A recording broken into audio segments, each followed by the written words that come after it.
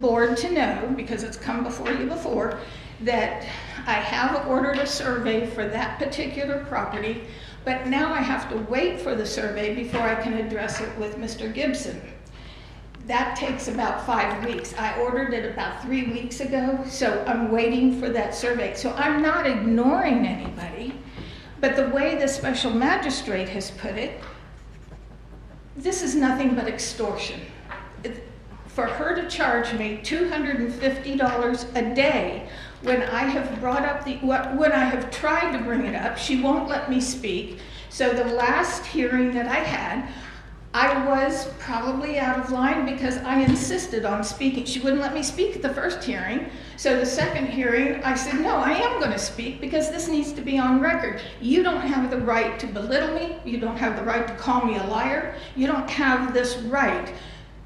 So, this is very stressful to me, extremely stressful.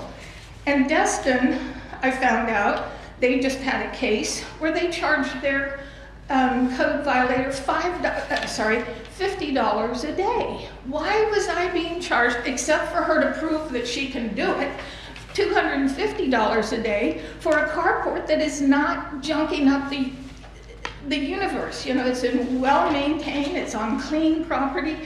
You know, this just doesn't make sense. So again, I'm waiting for the survey. I think this is extortion from the city, and the city is supposed to work with the residents, not stress us out so badly that we can hardly even think at this point. This is very stressful to me, and I want it to end, but I got a feeling I am going to be brought before her again, and I don't want that. I will refuse to show up because she will only treat me the same way she has done the first 2 times. I don't know what to do, and I'm looking to the council to help me. Well, thank you for sharing your story. That's a code enforcement issue. We're not going to be able to handle that at this meeting. So, but thank you for letting us know. No, not at this meeting, but I wanted you aware of what's going on. Thank you, ma'am. Yes, ma'am. I'm here to speak on the fire department, but that's on the agenda, so I didn't know if this was the You'll need to wait till that comes up. Okay. Yes, ma'am. Anyone else? Things to speak? Not on the agenda.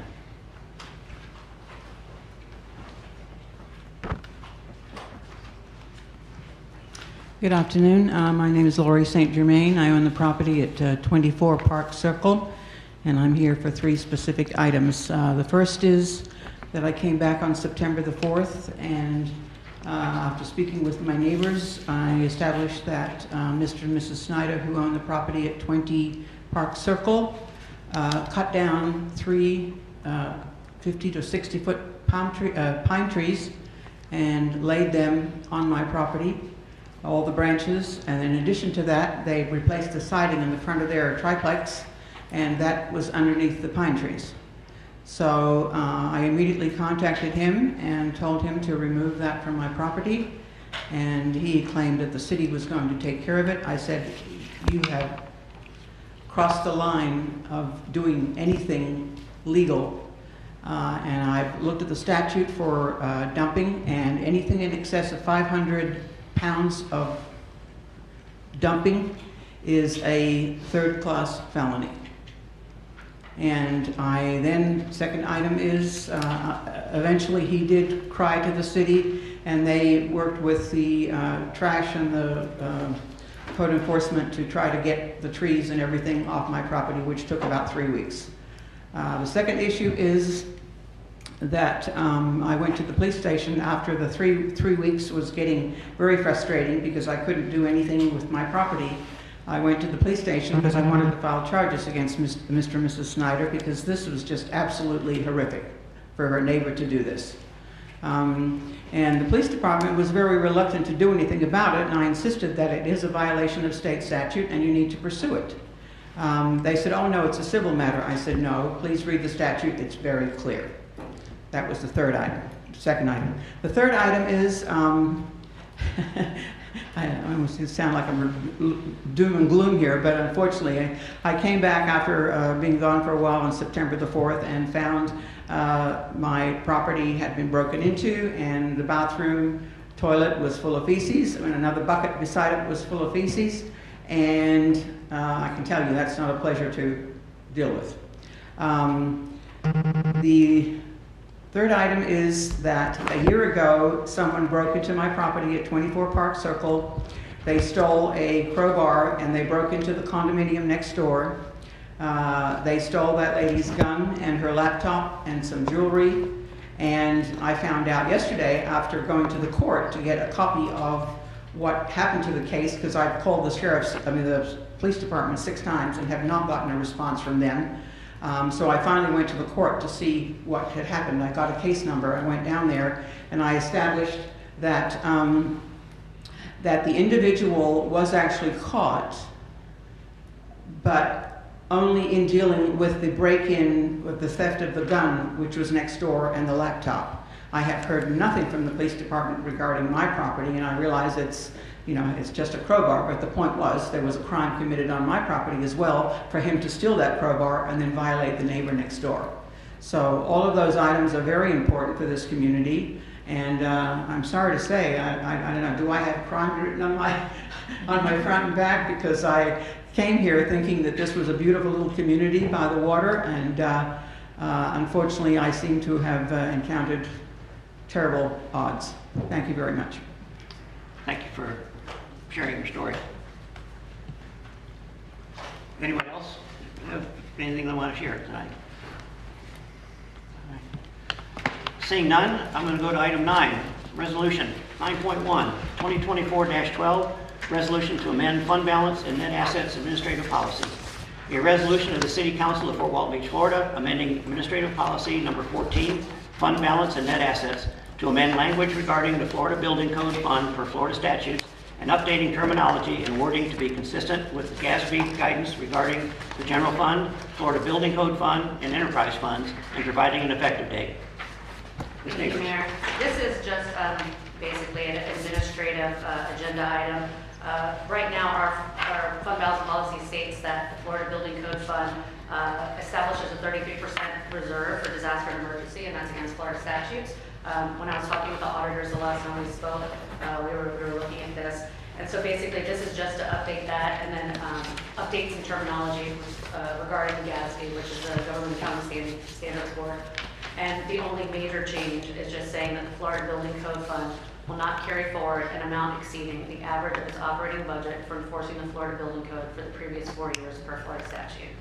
So staff respectfully recommends that City Council adopt Resolution 2024-12, amending the fund balance policy for the Florida Building Code Fund, as well as updating the terminology and wording in the general fund, Florida Building Code Fund, and enterprise funds to be consistent with GASB guidance.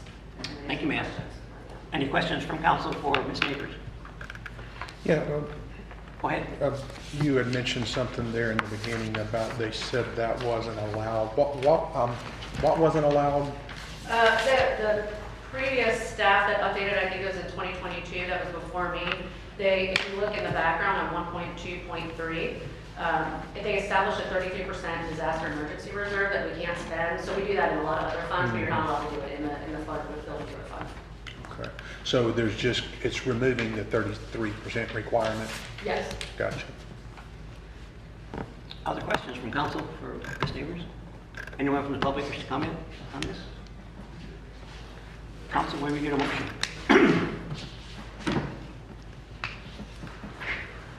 I move we adopt resolution 2011-18. Second.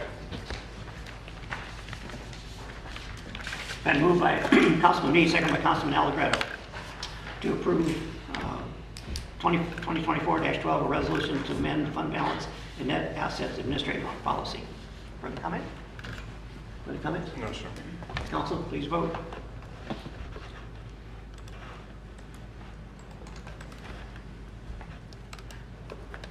Just passed unanimously. Thank you, Council. Will bring us to item 10, ordinances on second reading. 10.1, 2158, ordinance amending the Code of Ordinances, Chapter 2.07.03, establishment of pension advisory committee. Jeff? An ordinance of the City of Fort Walton Beach amending the General Employees Retirement Plan, amending the section pertaining to the establishment of a pension advisory committee, repealing all ordinances in conflict herewith, and providing an effective date. And we are here on second reading. Thank you, sir. Any questions from council on this one? Nothing's changed since the last one. And for, like Councilman Smith, I know you weren't here, I know you watched it, but it's just established and retired. Getting considerable. Since we only have 28 people in the room. Thank you. Any other questions? Anyone from the public have questions? Seeing none, council, may we get a motion? Motion to adopt ordinance number 2158 to amend section 2.07.03 of the General Employees Retirement Plan pertaining to the establishment of a pension advisory committee. Second. Been moved by Councilman Jeter and seconded by Councilwoman DeBerry to approve 2158, ordinance amending the Code of Ordinances, Chapter 2.07.03, the establishment of the Pension Advisory Committee. Further comments? Comments? Council, please vote.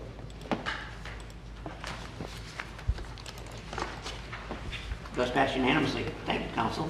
That'll bring us to item 11, appointments. 11.1, the local planning agency appointments. Ms. Martin. Thank you, Mayor. We have three positions that need to be appointed for the local planning agency. There are two positions that are expiring September 30th. Mr. James McPherson, he had served one full term, and he has requested and volunteered to serve another 4-year term, which is allowed, 2 terms. And then Ms. Susan Moss, her term has expired. She's been serving through an alternate, filling an unexpired term, and then a full term for like 8 years. So she wants to take a break, even though she's eligible for another term. So she's going to take a break, but said she would be back. Mr. Tone Wynn has been serving as an alternate since 2021, and so now he's interested in filling the full-time regular position. And then with Susan leaving, Ms. Janet Wilson has volunteered to serve. She had applied back several months ago to serve either on the LPA or the Code Enforcement Board. So she has volunteered to serve on the LPA board. She has all positions on the LPA will be full. So staff respectfully recommends City Council appointment of James McPherson as a regular member to serve a 2nd term to expire September 30th, 2028. Tone Wynn as a regular member to serve a 1st term to expire September 30, 2028. And Janet Wilson to serve as an alternate member. Feel free to come forward. Fine. Okay. Well, we appreciate you volunteering, but I need a motion to make it real. Mayor, move to James McPherson, Mr. Tone Wilson to serve on the local planning agency. Second. Council. So it's an important agency and it's an important group of volunteers in our city. I really appreciate it. Thank you, sir. Mr. Berry.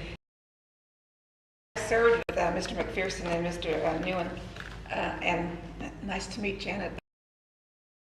On the LPA also, I hope you do too. Any other comments from council? If not, please vote.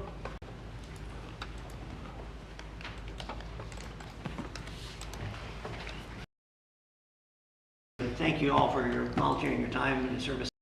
We truly appreciate it. Mayor, I'm sorry, I have one more thing.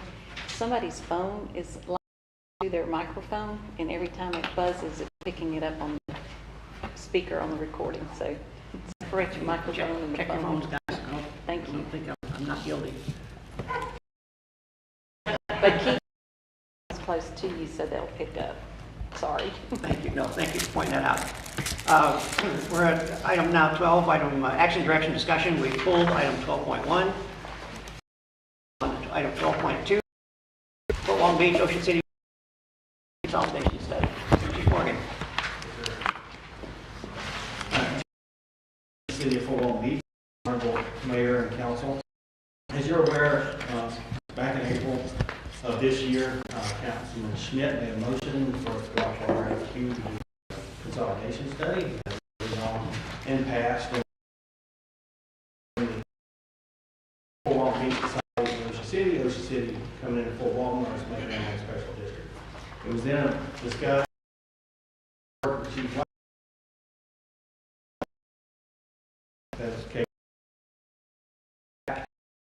Things like response capabilities, new staff at the stations, making it scalable to allow other agencies to come in. That was rejected, and a status quo study was requested. It was also discussed to have Ocean City contribute administratively to the study, so it didn't fall 100% on the citizens. A letter was sent by Mr. Peters requesting that, and no response received that stated they did not want administratively. It was voted to move forward with the RFQ anyway. It was submitted. We received back 2 proposals.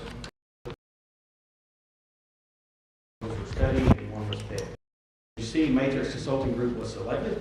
Following, we're asking today is for direction on where to go from here. Any questions? Sure. Questions from council for Chief Morgan? Mr. Smith. So, reading the deliverables and stuff like that here, one thing that concerned me, and I don't know if I didn't make this clear enough last time we had this discussion, is that it looked like there was 3 potential outcomes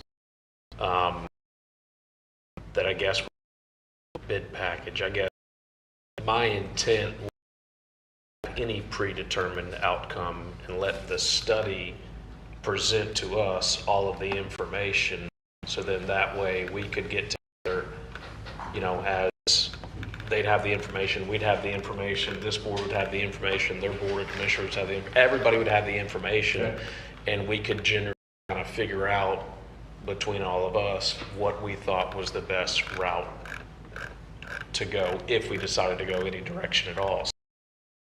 Within that RFQ, is it possible for us to maybe eliminate the 3 predetermined outcomes and just leave it open-ended for them to do the full study and for the study to kind of present? I'll be honest, I'm not sure there'd be a question probably since they deal with RFQs. I'm a little kind of baffled why Matrix wouldn't have somebody here either. That's a little interesting to me. I don't know if we didn't invite anybody or if they didn't want to come, or... Well, they put in their proposal they would come to present it, and it was done, but they didn't say they would come to... Prior to, okay. Yeah, because I'll be honest with you, I'd kind of maybe like to talk to them before we agree to go any further. I will say, if you do make a material change like that, you basically need to put it out for another RFQ. It sounds like you didn't think it was actually... My intent was never to put it out there with one of 3 predetermined options, which is what his original motion was in April, but maybe I didn't make it clear enough, and I'll have to go back and watch the video from the motion I made in August or whatever, that I just wanted to study, and I didn't want to predetermine one of 3 predetermined outcomes, because the further and deeper I read into this consolidation, there's probably, at least by best count that I've seen, at least probably over 15 different types of consolidation. And I don't think that we should be determining the outcome of their study. I think that we should do the study and get all the information and process it and see what would be the best direction for us to go if we were to go a direction. Well, if you also want to change, I would say reject the bid and then put it back out for another RFQ if you don't think it was responsive. Okay. In order to do that, we would just need another motion to not press forward with this RFQ, but to reissue another one based upon, we'll make sure we get clear parameters tonight, I would say. Thank you. Any other comments from council? I was just listening and thinking, trying to figure out a solution here, maybe not to delay it to another RFQ. It seems like we had one a couple of weeks ago. Was it on the lighting, and we kind of made some adjustments and amendments and then put it back out, and they came back to us. Is that, and I'm trying to understand what you're talking about. I missed the part. Is there 3 outcomes only? We're working, I was looking, where can I see the 3 outcomes that were listed as the deliverables, as you called it? It was either us consolidating with them consolidating with us, or it creating a completely new fire district, which, I got you. off the top of your head, if you know nothing about fire, it would probably think that that's maybe the only three outcomes it could come of. But the deeper you read, there is administrative consolidation. There is, like I said last time, I would count, there's probably at least 15 different types of consolidation that can happen. And I don't want to spend the money to do a study and basically tell the person doing the study that you have to arrive at one of these three outcomes. That's not how I really want information. I want to give them the study, I want them to assess it, and then I want to... Presented was that it should include these, but not be limited to these. Okay. So, question for you, Jeff, if it were to include those but not limited to those, would we have to change I it? need to look at their response. Did their response say they're going to limit their study to just 3 items? Or did they say they're going to do the 3 items and the other, and not limit themselves to those 3 categories? And I looked in detail at their response. And I'm not that familiar with Matrix, but it would seem with such a large possible move in city, county, and governments that there would be... I apologize. That's right. That there would be more than one group interested in proposing on this. But I'm sorry. There's 2. I'm sorry. There's 2. Gotcha. There were 2, but even that for, maybe they don't travel far. Way back when, before I was a council member, and there was the discussion way back when I went and visited with Ocean City Right and tried to get an understanding of what was going on. And there are some large firms out there that provide such counsel. So I don't know, was it restricted to a location? I mean, was it Okaloosa County, or was it, when we put that RFQ out, Jeff, does it go out to the whole state?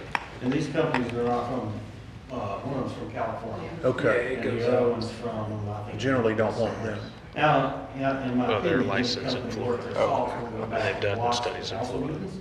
And if they did, they saw a letter that said that Ocean City was not interested in participating, and they probably put in a bid.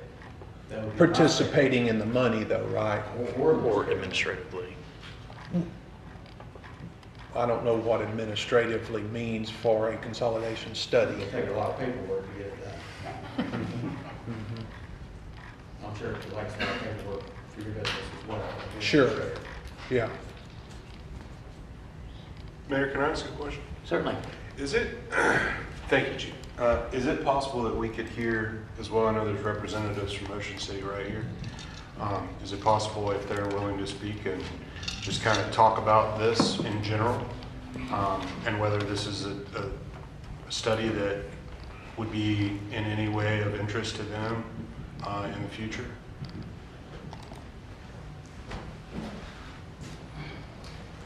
Yes, sir. Jeff Wagner. I serve Ocean City Right men and women and our neighbors as a fire chief there. I just came tonight to sort of reiterate what we said in our letter. Right, my board, our staff, they've spent over two, probably closer to 3 years pursuing accreditation, which we were awarded in February of last year, international accreditation. Part of that process is building a strategic plan and putting together the path of how you're going to continuously improve and provide the best service to your citizens. So that's what we did. So essentially at this point, we have a plan and a path forward that we've kind of put all of our eggs in that basket, and that's what we want to pursue. We believe that that's the plan that will lead us to the best service to our citizens. So that's the reason for our uninterest, not that we don't want to be good neighbors, anything like that. Chief Morgan and I have fought fire together for 20 years, and I certainly want to see him succeed. I don't think any fire chief that wants to succeed at the expense of anybody else is doing their job. So we don't have any interest. I would say I don't feel like if the pursuit for the city is the best fire service, I don't feel like this is step one of that. I really feel like having done what we've done over the past 2 or 3 years, I really feel like a real like deep assessment and evaluation of your own department and identifying areas that you see that need to be improved would be your first step, because those are things that you have direct control of, right? Those are the things that you can change. Chief Morgan can change immediately and start seeing the progress that you want. And the only other thing that I would say to this is, please consider, Councilmember Schmidt and I have had a few conversations about this, and Chief Morgan and I have worked really hard to improve. You've been here long enough to, you know the history of our agencies. We put a lot of work into repairing and facilitating a great culture between the two agencies. And anything that you read about healthy culture says that the foundation of healthy culture is trust and believing in the leadership, and not that this divides or cause any untrust, but it causes uncertainty, right? It causes a little bit of concern of the men and women on the trucks, and any fire that happens in the city of Fort Walton Beach is going to have 2 or 3 fire departments on it. Same thing with Ocean City. If we have any single structure fire is going to have multiple agencies on it. And what happens is, right now we've worked really hard to facilitate a spirit of collaboration. Like, I want the best for you, you want the best for me, and we both together, we want to perform the best we can for the citizens that we're coming to serve, right? With uncertainty, if we were to pursue this, or you were to pursue this without real, open, honest communication with the people whose lives it affects, then it creates uncertainty, and that collaboration, even if it's guys that have worked together forever, it creates just a little bit of competition between them. And a willingness to, hey, maybe I want to make sure that I look just a little bit better than you do, because if push comes to shove and somebody has to choose between the two of us, I definitely want it to be me. So I would just say, please consider the human element and the impact of this. And if you were to pursue it with really open, honest communication with the folks, just so that they're not scared and they can work together alongside our organization. So kind of where we stand, and I'm glad to answer any questions. Perfect, thank you. Thank you. Thank you, Thank ma'am. you. And I'm just going to give in my own observation. I have seen the level of cooperation between the two departments do nothing but improve day after day after day. And I personally had a situation in my house where both departments came to my house, and the level of cooperation was, it couldn't have been any better. So I love the way it's working right now. That's just my opinion. I want to lay it out there, but thank you. And page 2 on the study says it should focus on but not be limited to. Yeah. And about the same verbiage, so they left it a bit open-ended. Anyone else wish to speak on this? Mr. Jeter? I have a question outside the box here, regardless of how this goes tonight or in the future. It's a lot of money for a study. If the study comes back and whatever it says, what's the next step after that? Whose ball does the court fall in to go to the next step, whether it's... Well, anything that happens is going to take legislative action to do. So it's going to be at the state level. Do we have to have this study done before we go to that level? Well, I've never been a part of it, but I would assume so. They'd want to see if both parties are interested in doing it anyway. And if they weren't, they probably wouldn't go any further. Thank you. Yes, ma'am. You want to speak? You can speak. Yes, ma'am. Yeah, go ahead. All right. We are city residents. When this came out in the paper last week, because I missed the April part, my phone blew up. I got text messages. Lori, have you seen this? Or do you know anything about this? I was like, no. So I studied over the weekend, and I wanted to just say this for you guys to consider. Haven't talked to anybody else. This is just my personal thing. And the people, I guess because they saw me stand up and speak a couple weeks ago, they thought I would do this too. So we're city residents for 3 things: police, fire, utilities. We want our trash, we want our water, we want our sewer to work. I mean, those are the core functions of local city government. Everything else is gravy, it's lagniappe. We appreciate all the things y'all do, but those are the core reasons, and so they have to be the priority. We're not pro-consolidation at all. I spoke on the police department when they addressed this 8-10 years ago. But in researching this, I went with it with an open mind, because I know a lot of places have done it. And I found 3 reasons why I'm not for it. Research is not bearing it up. Our community, because of the special forces and special operations, we're facing evolving threats. Anybody that watches the national news, it's not just big cities anymore that have crazy stuff going on. Little towns do, smaller than us. Cities our size are too. And there are better places to spend $67,000 than 2 consultants. The research, and I can provide links via email for all of y'all, peer-reviewed studies that say that cost savings rarely materialize. All of them, when people are arguing for them, when studies are saying this is why you should do this, it says, oh, you're going to save so much money, and it's been rare that materializes in the end. Cities have lost revenue and citizens because they can get the same service going someplace else. And the main thing said that there was little empirical evidence that's increased efficiency or improved economic development. Fire services are not a one-size-fits-all, even within a small community like ours. Different communities have different needs, and you see that just from here to Okaloosa Island.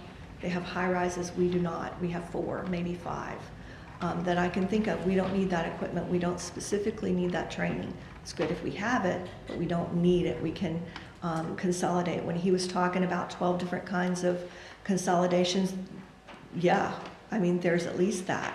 The trending, the people, the research is saying, look to consolidating the things that need to be, that, for instance, like the equipment that won't reach, we only have 4 buildings that need that type of equipment, that type of, so you do individual services and not whole agencies. Because of the different requirements in the equipment and the training and stuff. In addition to that diminished training focus, serving a larger geographic area costs more, period. It just does. Added to that, the diminished representation. You guys are no longer the only ones say, hey, we got a problem, let's fix it. It goes out to larger areas. And increased conflict often happens. In fact, most of the studies said in everything there was conflict between the agencies. If we've got something that's going on, we don't want to mess with that. They don't deserve it. They're putting their lives on the line for us, and we shouldn't do that to them. Just so you know, I'm not making that, what I just said, I'm not just talking off the top of my head or outside of my neck. Research shows that, and I can send that to you to anybody who wants it. Second reason, we have evolving threats. We need more first responders, not fewer. We've seen communities with active shooters, hazmat situations, mass casualty. It makes me feel good that we have these guys who have paramedics, and we have EMS that has EMTs, and we have Ocean City in our area that have that as well. So believe me, if we have a bad situation, you're going to want everyone and probably then some. From 2020, which was the first figure I could find, and the last figure I could find was 2022, calls increased to Fort Walton PD 21% between those 2 years. 271 calls in 2022 assisted other agencies besides just, including 31 fires. So it's all public record for everybody to see on the internet. We personally have called 4 times in 30 years, 2 for fire and 2 for... They came fast. Fort Walton PD came fast, and fast matters. And they were trained to help, and that matters. That training matters. My son couldn't breathe, and that a Fort Walton paramedic was there, and mattered to me when he was turning blue. Why y'all are pursuing consolidation with an agency who has no interest in being part of the study or cost sharing the study, I'm not knocking you guys. I understand your reasoning. I don't really understand that. I would say spend the $67,000 on better things, because I don't like to come and gripe at y'all without bringing an idea at all. Fort Walton Beach PD has an ISO of 3, Ocean City, so you know that's an excellent rating. or two higher than that. ISOs affect insurance costs for every Fort Walton Beach citizen. Our homeowner's insurance, your homeowner's insurance, is more than it could be if our ISO was a 2 or a 1. So I would like to suggest to use that money for improving water supply, training, equipment, and or community, our emergency disaster response, education for the public. All of those things affect that ISO rating, which lowers our homeowner's insurance, and I don't know any need that right now in the state of Florida. In the huge picture of the budget, $67,000 may not be a lot.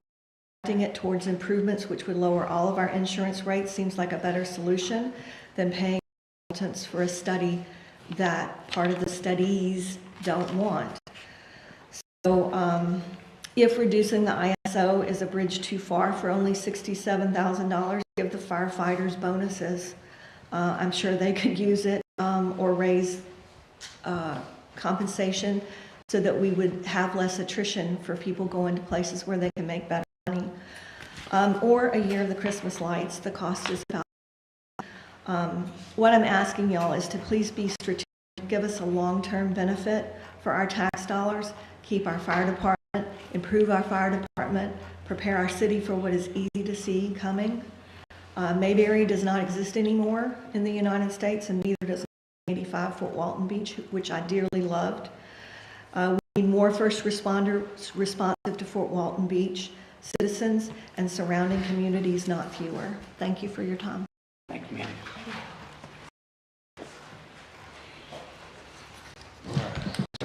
And, Did anyone else wish to speak? Yes?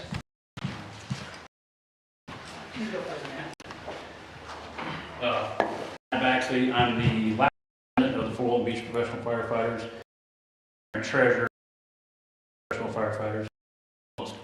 Firefighters. Thank you, chiefs. Thank y'all for being here, and I appreciate both the chiefs talking, and I appreciate you for bringing up those points.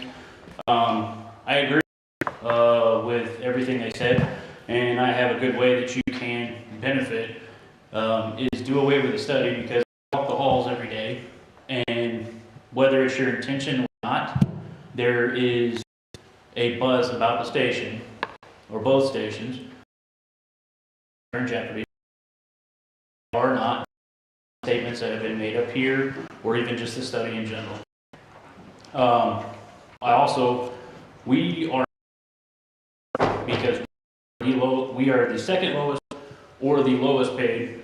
The reason I don't know for sure is because I couldn't make it to find out 100% sure if we are the lowest paid fire department in Okaloosa County. We are the second lowest, and so I would like to see that money invest in your fire department, and it's in what it feels like you're trying to pawn us off, and maybe that's not the intention. I know with the conversations that I've had with Mr. Schmidt, that wasn't necessarily the intention, but overall, that's what the perception is from the firefighters. So invest in your fire department, take that money, and make us not the lowest paid. Help us stop now and training other people's firemen. Plain and simple. Thanks. Amy Jason, 211 Chattagay Street. Great information, Lori. And also, with having sitting up on that dais for 8, walking, or talking to the numerous people you talk to when you are running for this position, time and again, people would say, we will pay whatever fire department to keep it where it is. And I agree with both chiefs. Both fire departments have come along a few years on working together and getting unity. The people don't want it, and why spend the money to do that? Like I said, give it to where it can benefit, keep the ones that we have that do an amazing job. People don't want change, they want to keep what we have and are willing to do what. So hopefully some of the words that we're sitting up here and put the money to better use, do something that really don't want. Thank you. Thank you, ma'am. Sharon Finnery. A few meetings, maybe a couple of months ago, I made a statement that I owe Chief Morgan a public apology. I kind of indicated that there might have been a little discourse.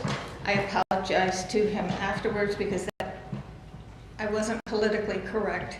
I didn't come across properly. I said that there was some, I would benefit of a fire, it's not a benefit to have a fire. Anyway, I had both fire departments.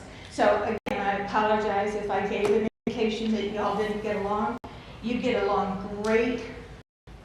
I am not aware of all the different things that can be considered in this, but if you're not for it, I'm not for it. And I do believe that we need to pay our fire people and our first responders more money than what is a life worth. Thank you, and again, I apologize. Thank you, ma'am. All right, Mr. Mayor. If I can, I'm going to try to answer the question, but I just want to kind of respond to some of this and just kind of share my take on what got us to this point. A lot of the narrative of the conversation tonight is if one or both agencies aren't doing good or there is some conflict with most of these gentlemen. But those that are watching or those that are here tonight or just people in the community, the intent of this evaluation is for us to gather information, but not to assume one agency is better than the other, or wanting to dissolve our agency and go with another agency. This is about a lot of the concerns of economic development and the growth that's coming to this region. The research of anybody in this room can accurately calculate the content and the information that would be in that scope that Councilman Smith, or the scope of finding some deliverables of giving us the information of what's the best way to provide fire services. So I do want to go on the record, Chief Morgan and Ocean City Wright, I have high respect for both agencies and the men and women that are going to war every single day protecting and serving the residents of Fort Walton. The residents of Fort Walton, this is not is doing better or worse than the neighboring agency. But this is about evaluating what's the best way to provide fire services with the economic development that's here as well as coming, as well as we discussed different ways to do it. And if it's the best way to do it is how we're doing it, then great. This council has had posture the last year and a half of taking action that either previous councils or previous decades haven't. This conversation has been discussed since the early 90s. And there's been limited action on putting this to bed. If putting this to bed means getting an evaluation that says the best way to provide fire services is how we're currently doing it, and it's the best way to do it with the projected economic development of the next 20 years, awesome. Because we have two great agencies that are partnering and working together.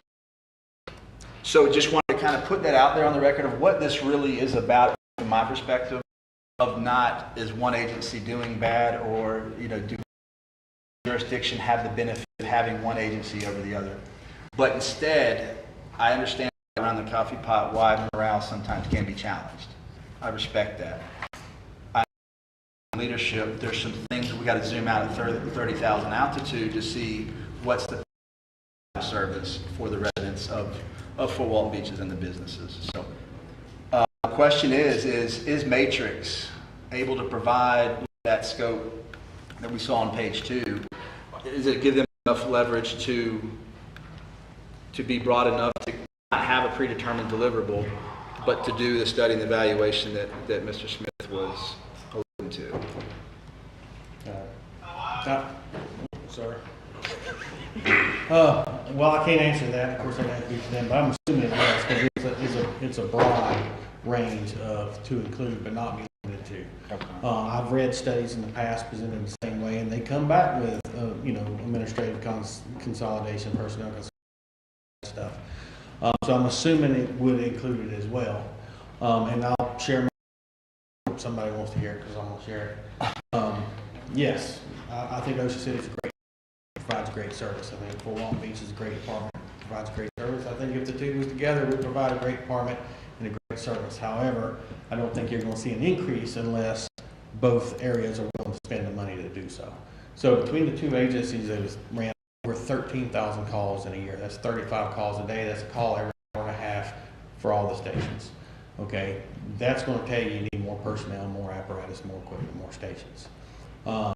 However, the last meeting that was taken out, and they only wanted a study of how it sits right now. So that's not providing the best service. So on providing the best service, you got to look at right now those 13,000 calls that's ran between both departments. And what Captain said is true. I'll expand it. We're one of the lowest paid for Escambia, Santa Rosa, Okaloosa, and Bay.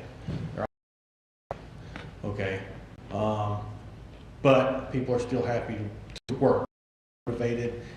We get along great, but I have lost 9 firefighters this year, and they've gone for either gotten out of the service altogether, they've gone for more money, they've gone places that's been more secure. One thing in common: the uncertainty of the city that's caused by the council and the amendments that are being pushed forward. So I can't change that after November, but that's what the majority of them are saying. So you want best service, let us be the best service. It can come up down the road. It seems to only come up in times of economic challenge, which we're in right now, the whole country is. The last time it came up was around the 07, 08 time frame of economic challenge, and then times before that was in the 90s, and then times before that was in the 80s. So it's been around a long time. But I request and I ask to be good. I think spending $57,000 on a consolidation study when our neighbors have said they're not interested in participating is not a wise way to spend money. We should be good neighbors and respect their opinion. I'll echo Councilman Walker. It's put the cart before the horse when you have one agency that doesn't want to do it. And to address Councilman Smith's about, I hear no a lot, but I sell a car in the end. But they did not come to our proverbial car lot. We went to their house and knocked on their front door and asked them to buy something, and they said no. Not just once, multiple times. Not just their commissioners, but their chief and their union. I think we allow us to move forward, brothers and sisters that we are, and move forward as we all one department. Let me ask you a question. If it's coming up every 10 years, would it not make sense to bed so you don't have to have that problem that you say is the #1 issue while you're losing firefighters? I agree with putting it to bed. To me, putting it to bed is when you're told no repeatedly. So put it to bed. Get different chiefs that want to do it. You wake up, get out. You're right, because the last chief of the city told us that the second the fire fee was voted in, they were doing a fire consolidation study, and we're 5 years past that. Mm-hmm. We got a manager and we got a different chief. So I want to put it to bed as much as you guys want to put it to bed. The thing that I do want to make sure that we do. I want to make sure that there is no predetermined outcome and that everything's out on the table.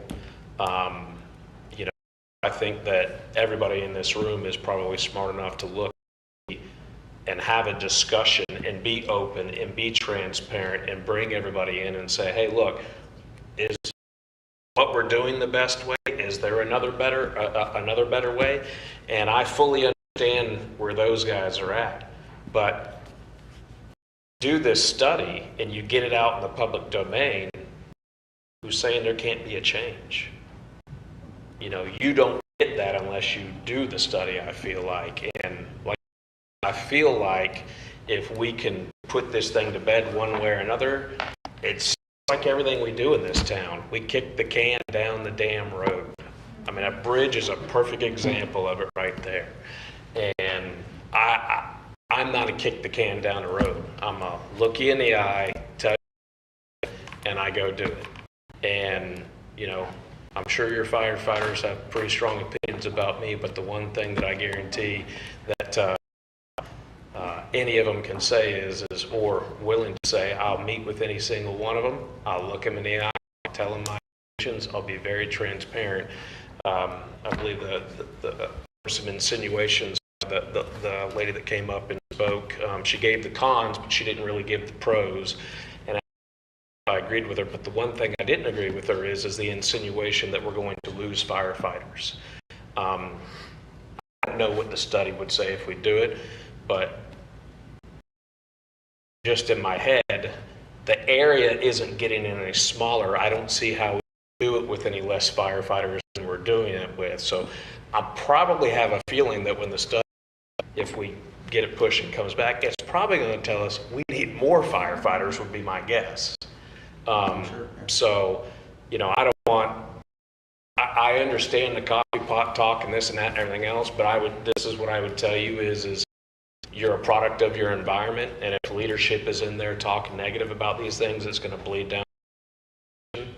And if you guys aren't enough to create the good culture and to reassure those guys they don't trust you enough, more than willing to come in and sit down and talk to them at one-on-one, all of them at the same time. It to me, because the intent here is nothing other than to put this thing to rest. Is there a better way to do it, or is doing it the best way?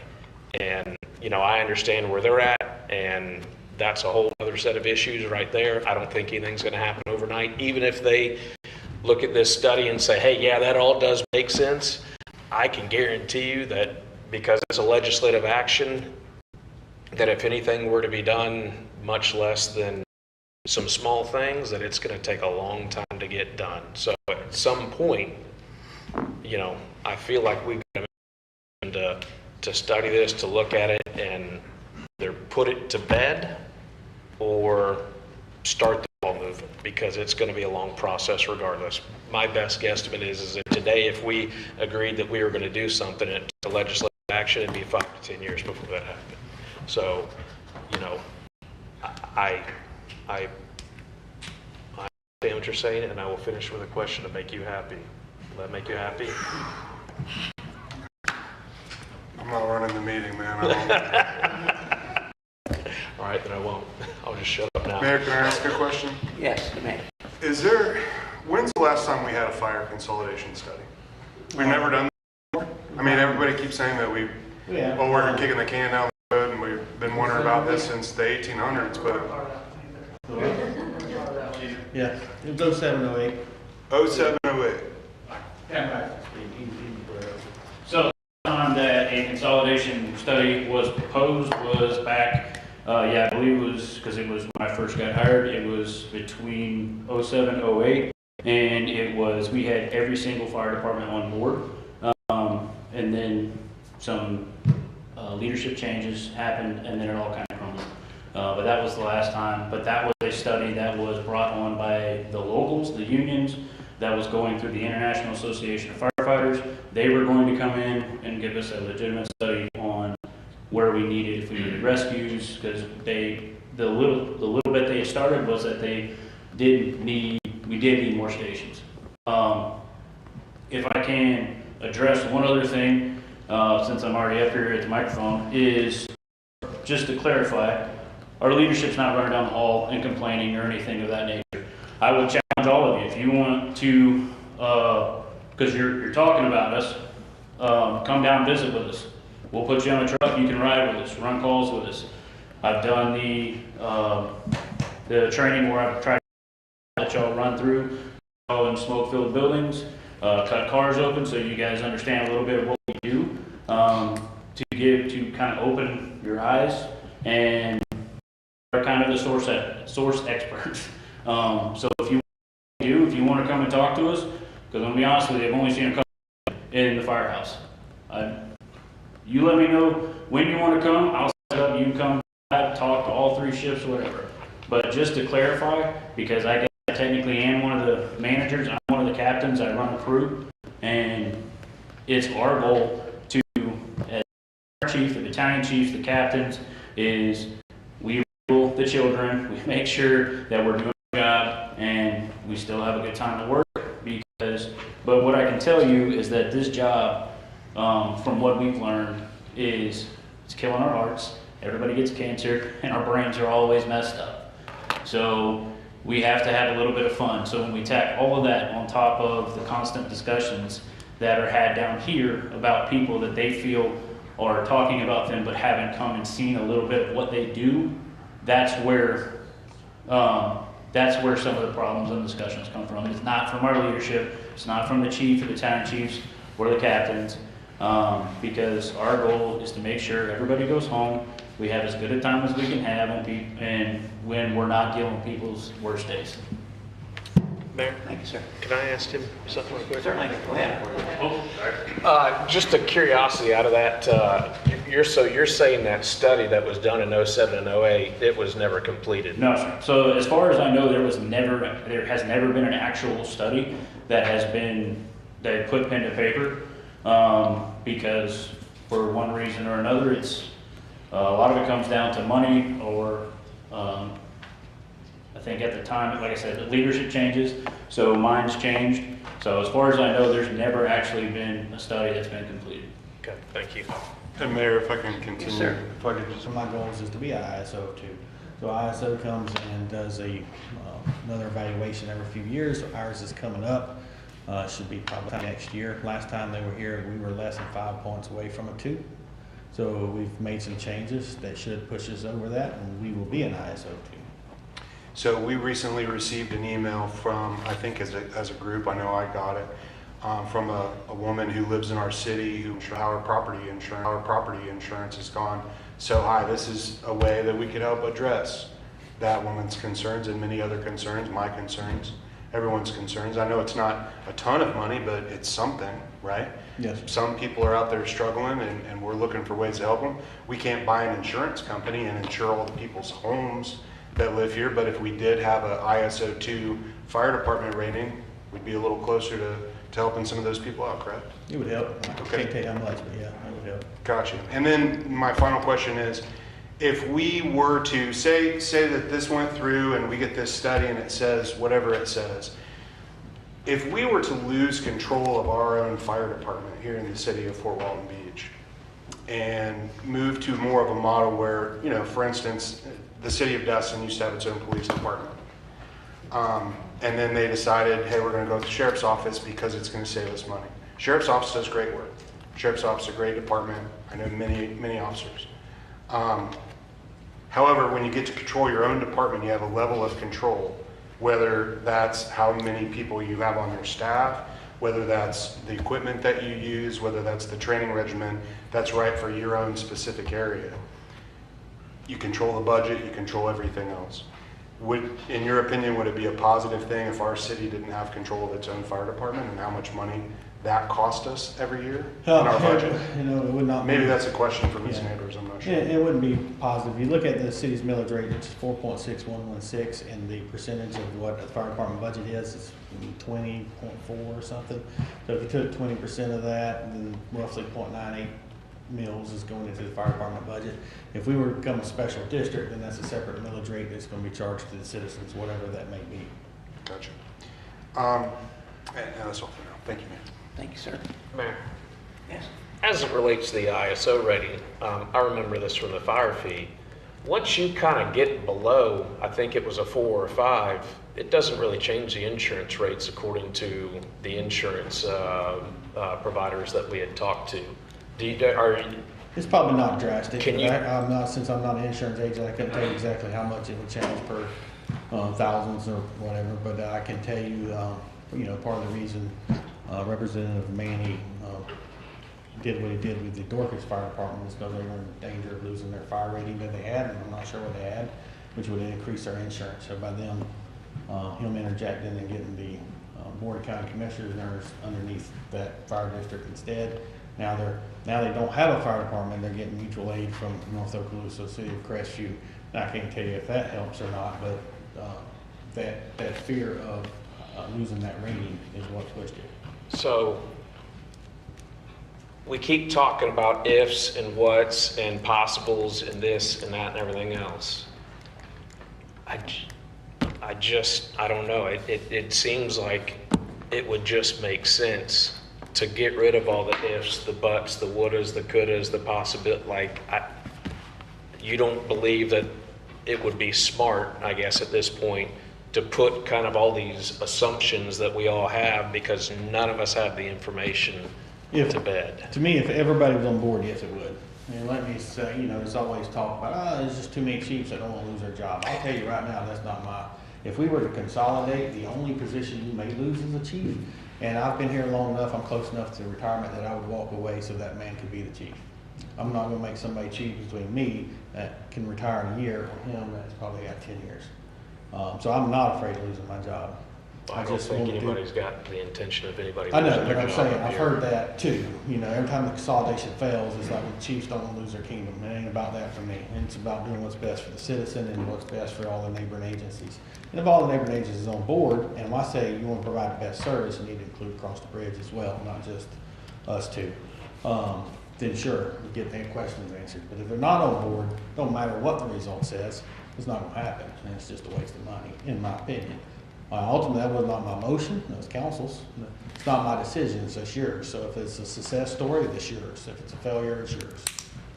But those are just. I like that. Other questions from council? Mr. Sure, Walker? I do. Thank you, Chief, for all your responses there, because it does spark some other questions. You mentioned that if there was a consolidation, there might be one job lost, one chief's position lost. But you also mentioned that consolidating the two wouldn't be good because of additional coverage, but then you said if we really wanted the best coverage, we should also consider. I didn't say consolidate wouldn't be good because of additional coverage. No, you said best coverage. You said if you wanted best coverage, you got to include across the I said if you bridges. want the best service. For the best service. Last time when I tried to include other agencies, y'all voted it down and said you just wanted these two. But if the true intention is to provide the best service for the area, you need to include all the agencies in it. And when you say include all the agencies in it, what are you talking about, in like a study, or are you talking about? Yes. Okay. It's just, I guess on a high level, not thinking city council people's stuff up here. I've been paying attention to it. Well, I don't know about that much.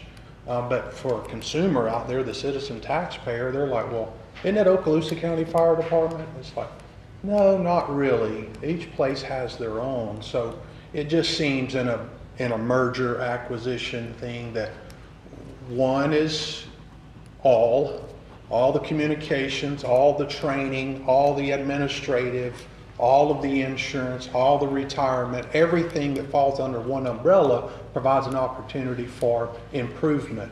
And is that improvement in budget? Is that improvement in service, communications, call time, hiring, employing more firemen? I know everybody up here doesn't want any less firemen. If we can find a way through efficiency of maybe administratively to save some money on it, that would allow us to get 3 more firefighters. So that efficiency and consolidation study is what we're all interested in. And after the last meeting and you left, and I didn't have much to say at that last one, but other council members did. But I'm like, why would we put in charge the person in charge of the consolidation study, someone who might not benefit from it?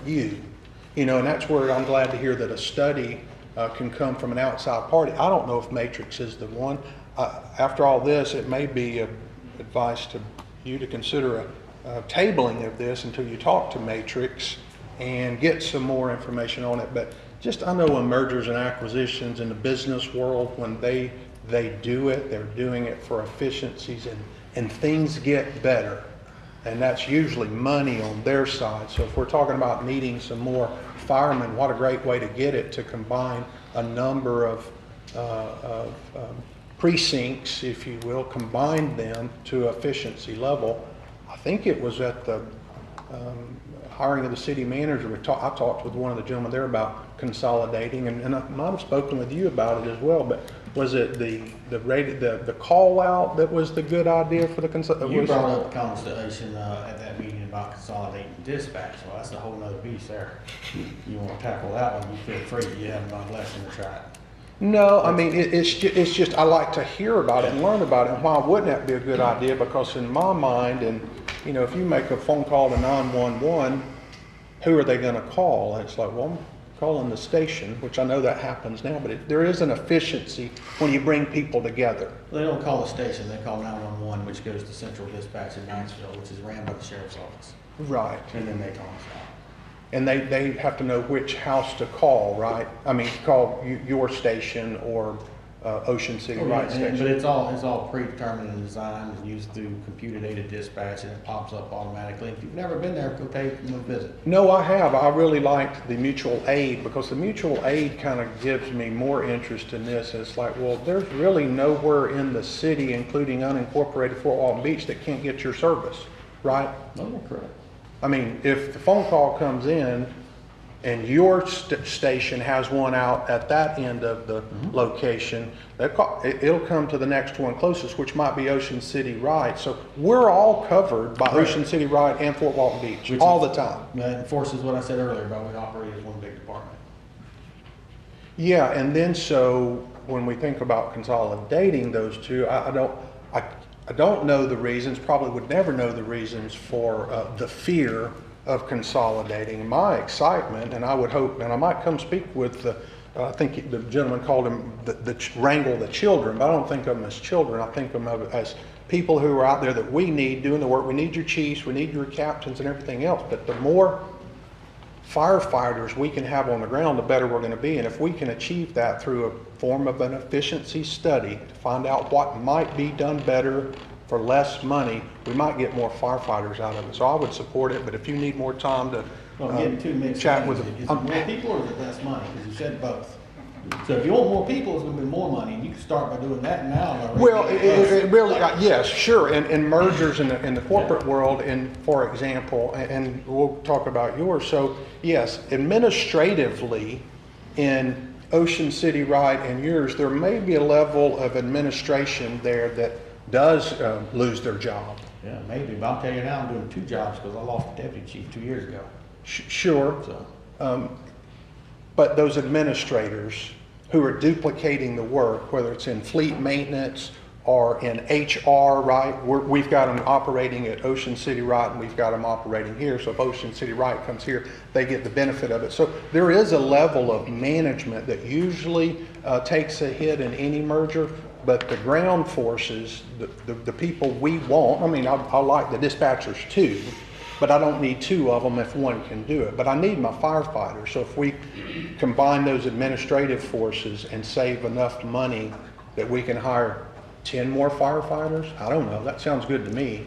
But I can only speculate, and I think Travis is talking, we can only speculate about what might be because we don't have the people who are really experienced in conducting these studies. And I would like to, if Matrix has a great experience in it, I'd love to chat with them myself. So I don't know, tabling it without killing it might keep it alive as it is and let us get some more questions out to Matrix before we decide if we want to go out for another RFQ would be, in my mind, a decent idea.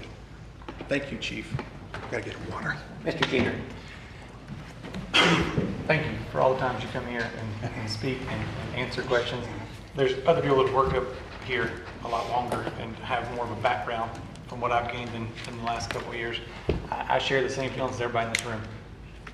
Government's #1 role is safety and infrastructure, so 100% support the fire department, 100% support the police department. I actually have been before. It wasn't on a scheduled tour, but I actually went to the 9/11 thing that got canceled. Oh, yeah. And I had my kids out there for a field trip. No, it's actually great because it turned out to be a private field trip that was better. So to answer some of your questions on his story, we climbed the steps and the guys came out and said, well, because it was canceled, we're going to cut the car. And they got the machines out and they got the tools and the kids were in awe and it was great. And in the middle of training, and they got a call and they had to take off down the street to a wreck. You know, so it was cool to see in person, real life, all the stories that we all love our fire department and our police department for. Okay, so form us back into a question for you here.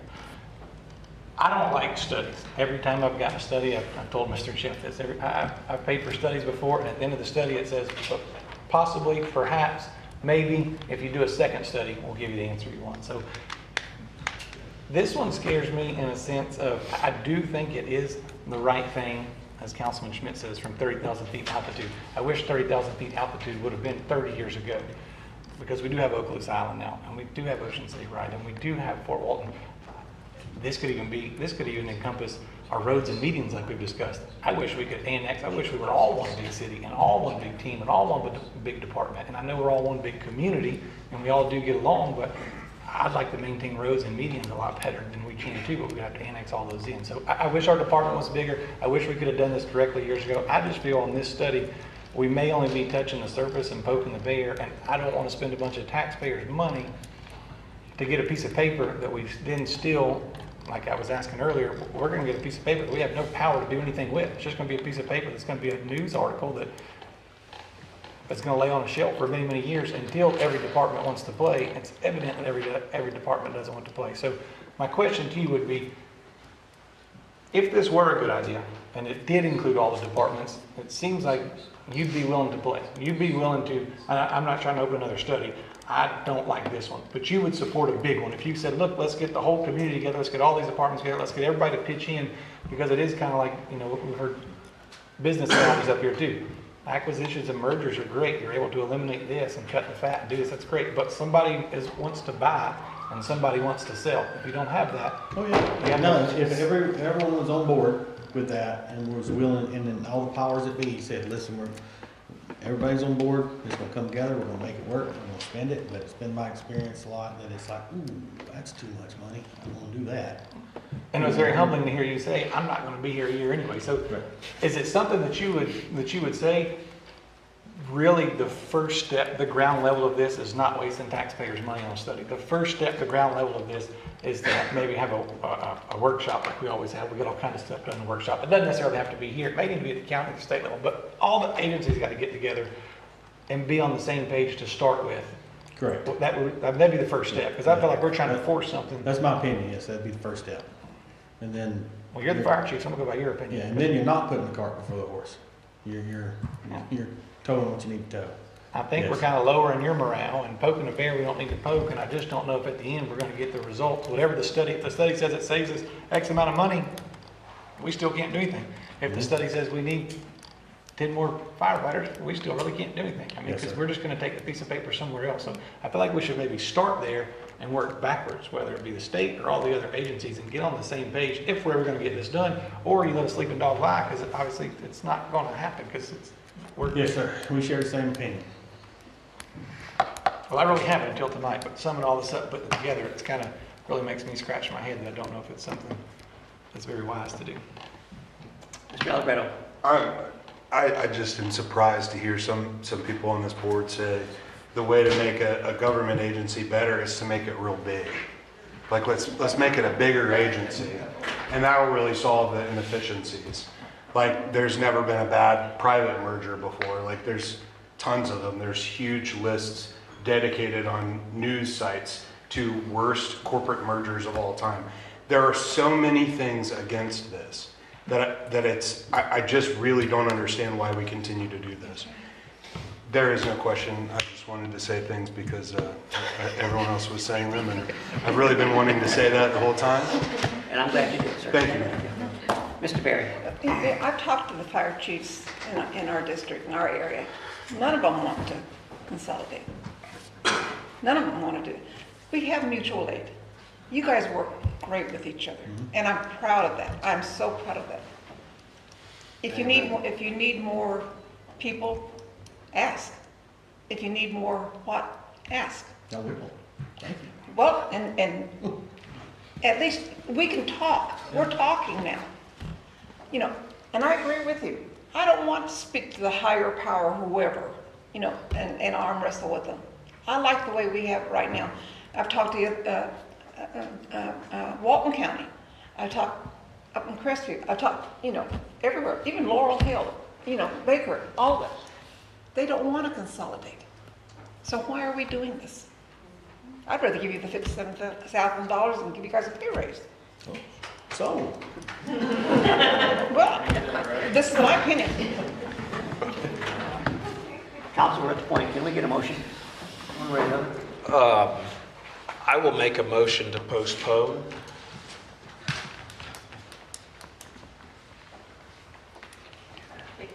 Postpone.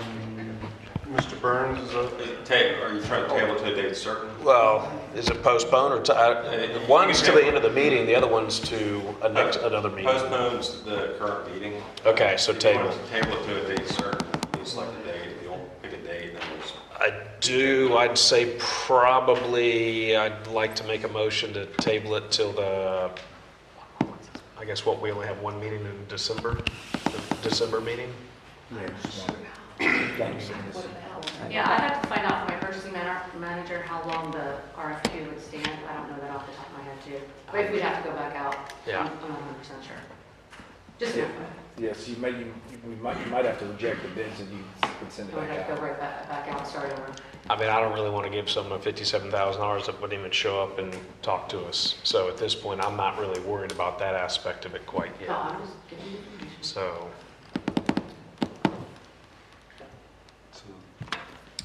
Mr. Smith, I'll hold your thought. There was one other person who wanted to speak. I was premature in asking for a motion. Was that Chief Page or somebody back in the back wanted to speak? Oh, Mr. Lord.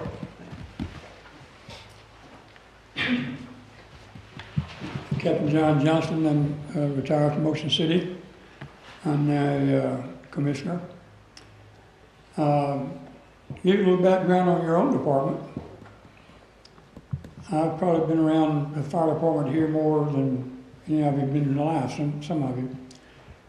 Because I remember when your department had a chief that was paid, 2 captains that were paid, and 2 firefighters that were paid. The rest of them were all volunteers. That's when your firehouse was up on First Street, I think it is. Had an open cab, the French pumper. And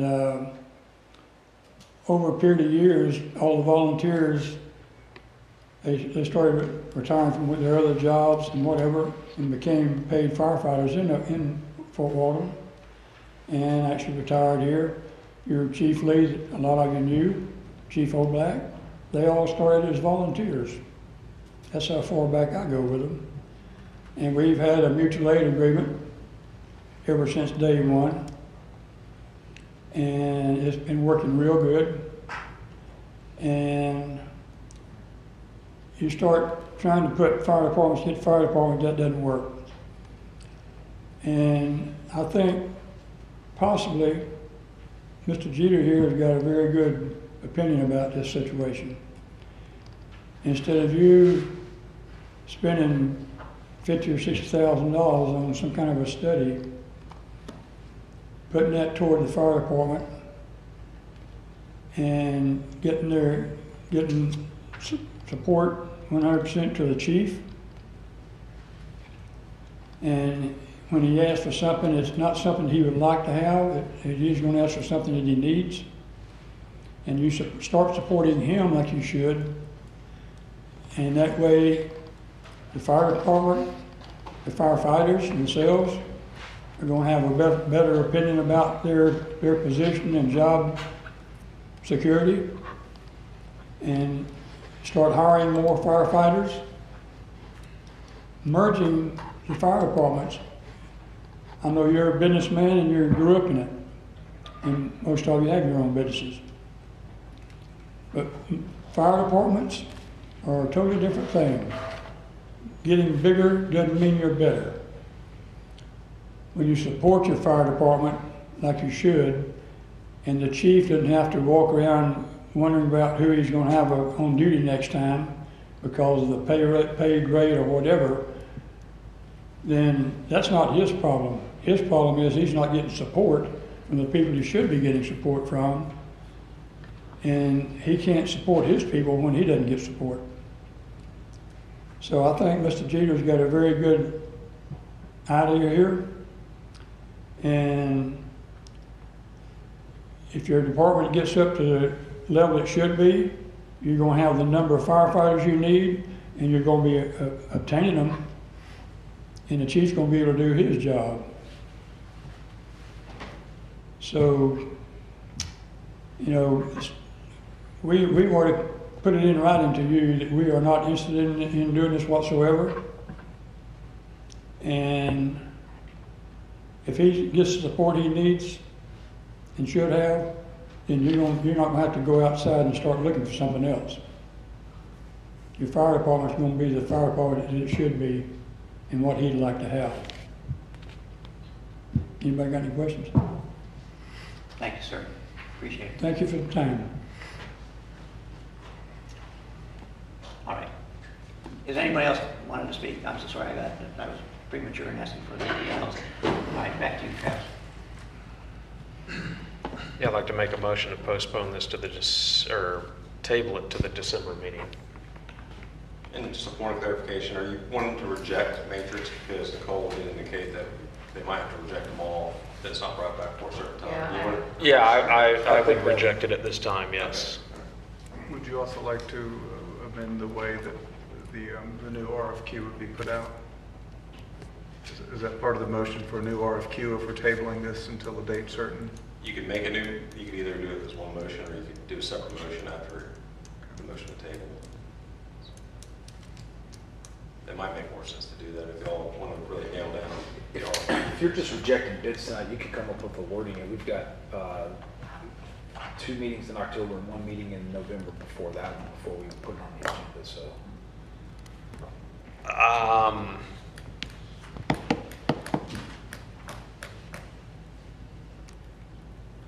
I mean, yeah, I guess I would like to change the wording for it to go back out to bid and change the wording basically not to have any predetermined outcome. Just to any and all available possibilities.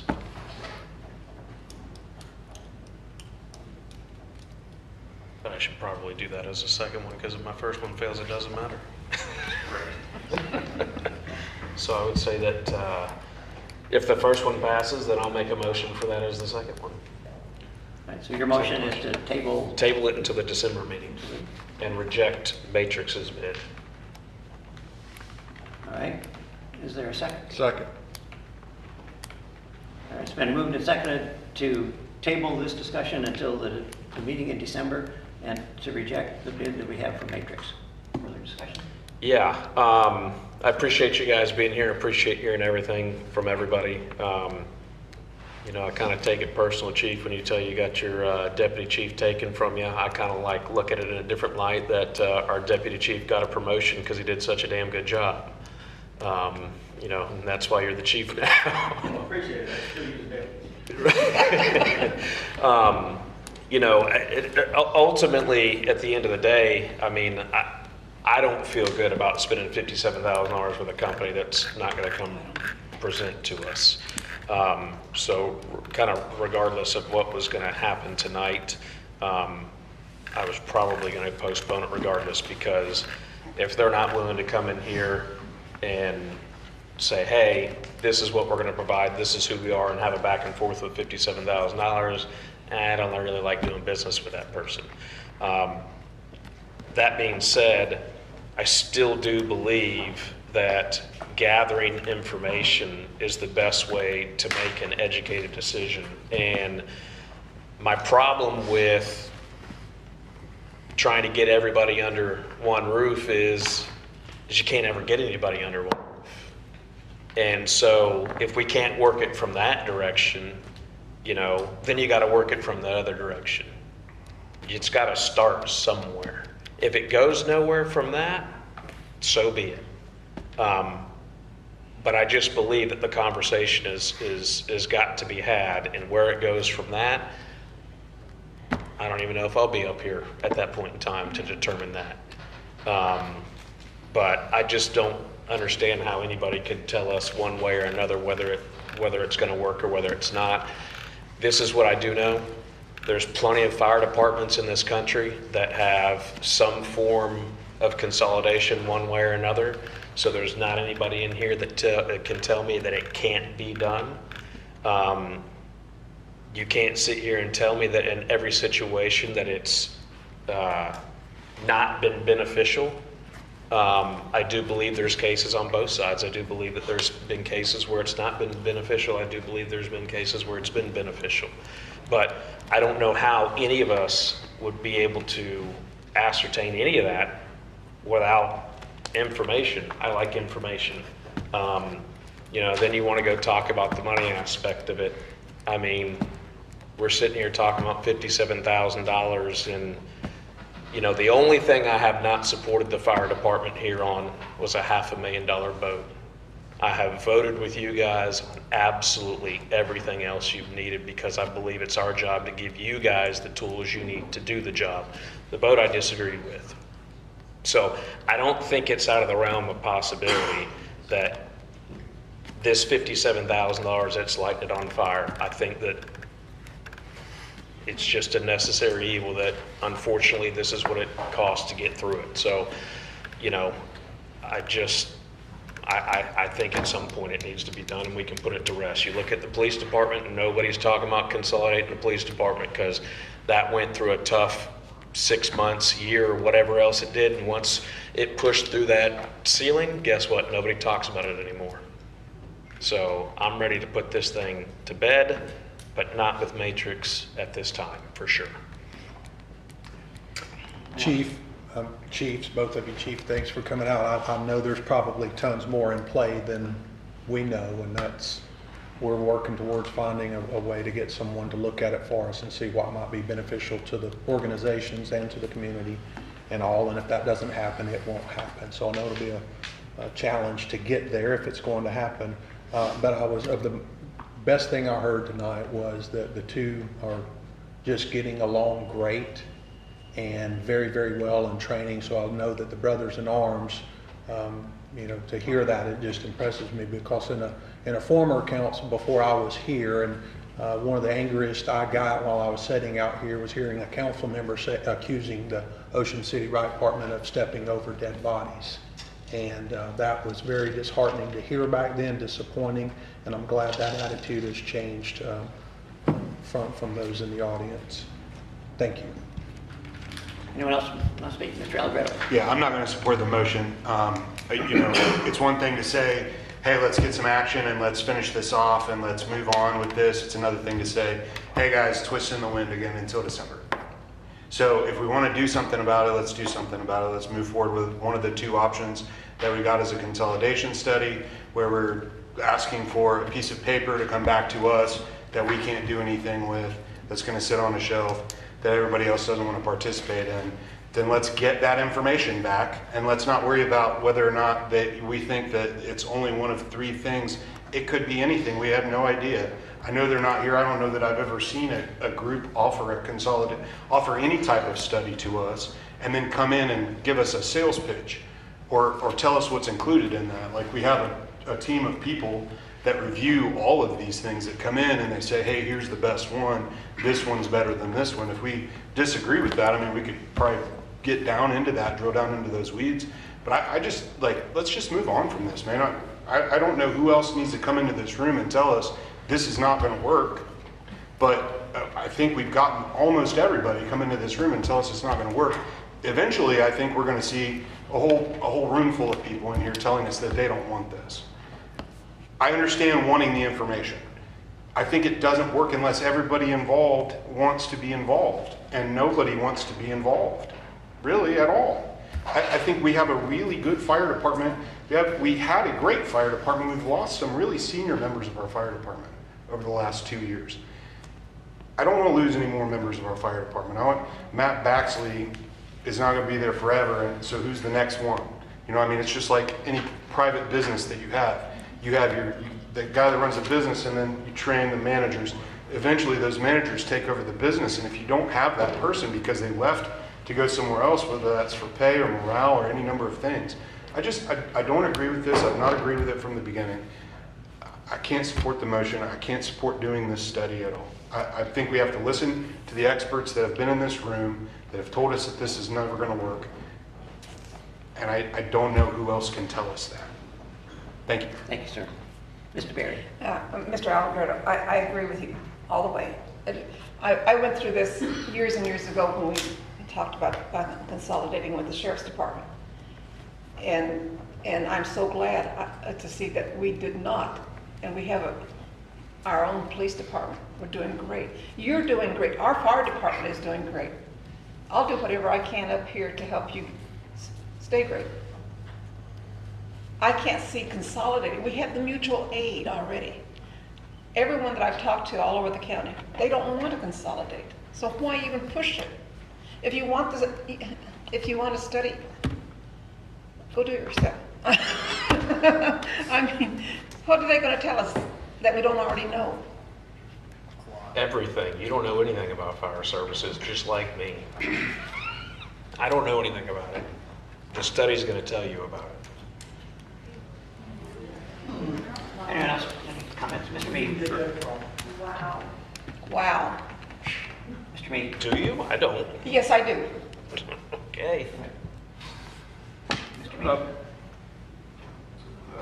I was in and about the council during the police consolidation. On paper, it saved money. On paper, it worked, but the residents, the taxpayers chose not to consolidate and to put extra precautions in place with the police department. That was the decision. I don't disagree with it, but it wasn't for me to make. It was for them to make, and that was the consensus from my recollection. Hence, we're not discussing the police department here. On a personal level, the fire department's been to my house during a fire instantaneously. Same with my family's house down the street. Although I was closer, they still beat me to his house. We've got our neighbors, another great fire department. I have been to all the fire stations. I've been to the events where y'all have educated us, carried the fire hoses, used the jaws of life. Eye-opening, more incredible and educating than y'all I could put into words, and it's been a long time. So I'd encourage y'all to continue that for those who haven't been able to do that. I don't want to talk about a fire consolidation. I don't believe that that's what the public is going to want. There's some charter amendments that I don't necessarily agree with, but that's on a different level. With the fire consolidation, I'd like to see this.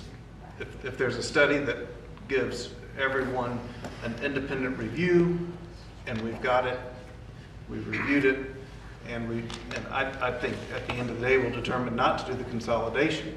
But that's what it takes to put this conversation to rest in my mind. I don't know what it'll say, so I'm making assumptions. That's why I'm not going to vote not to do it. I'm going to vote to do it if that comes around to do a new RFQ. But I believe that this is the best way to put the conversation to rest. I don't know that that's what it'll turn out to be, but I'm going to support a study that answers the questions. And I'm glad to say that we're not just going to do one because it's here. I'm glad to hear that we're going to do one that will hopefully answer as many questions as we can answer under these circumstances. So I will support it, both this one and if there's a motion down the road to move forward with a new RFQ.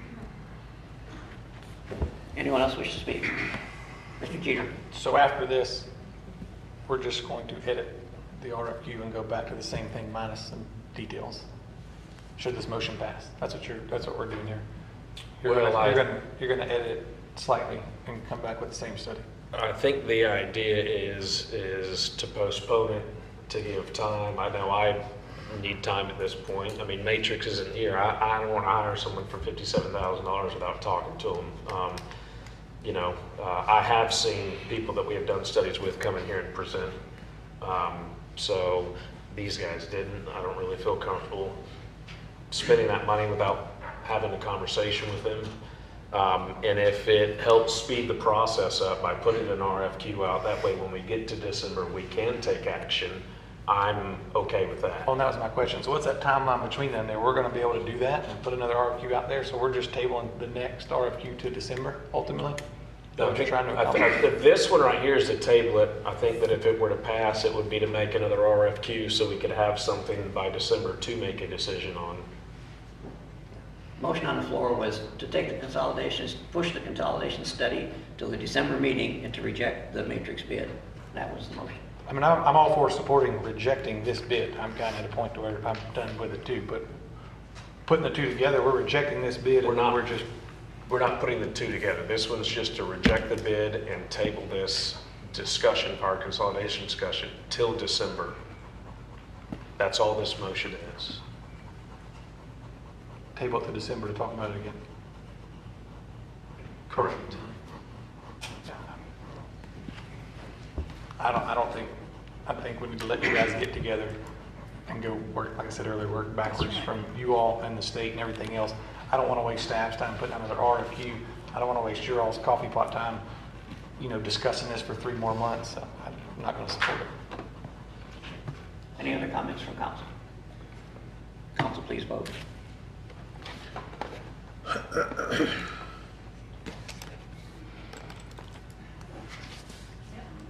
And the motion passes 4-3. So we'll push the consolidation study to the December meeting and reject the current matrix bid. Are we, just for clarification, are we, So I was going to make another motion to put an RFQ out with the updated verbiage. Is that enough time between now and that December meeting to put an RFQ out and get it back? This one, take That's what I was just asking. And then it has to be out for I thought it had to be out for 45 days. I don't know. Right.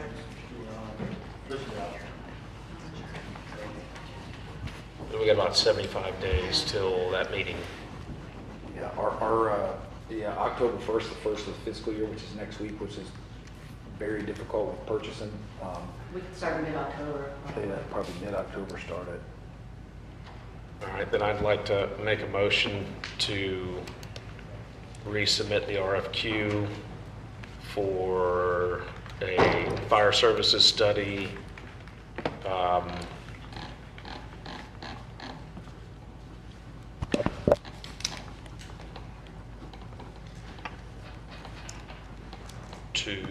Let's see, what's the best verbiage to say?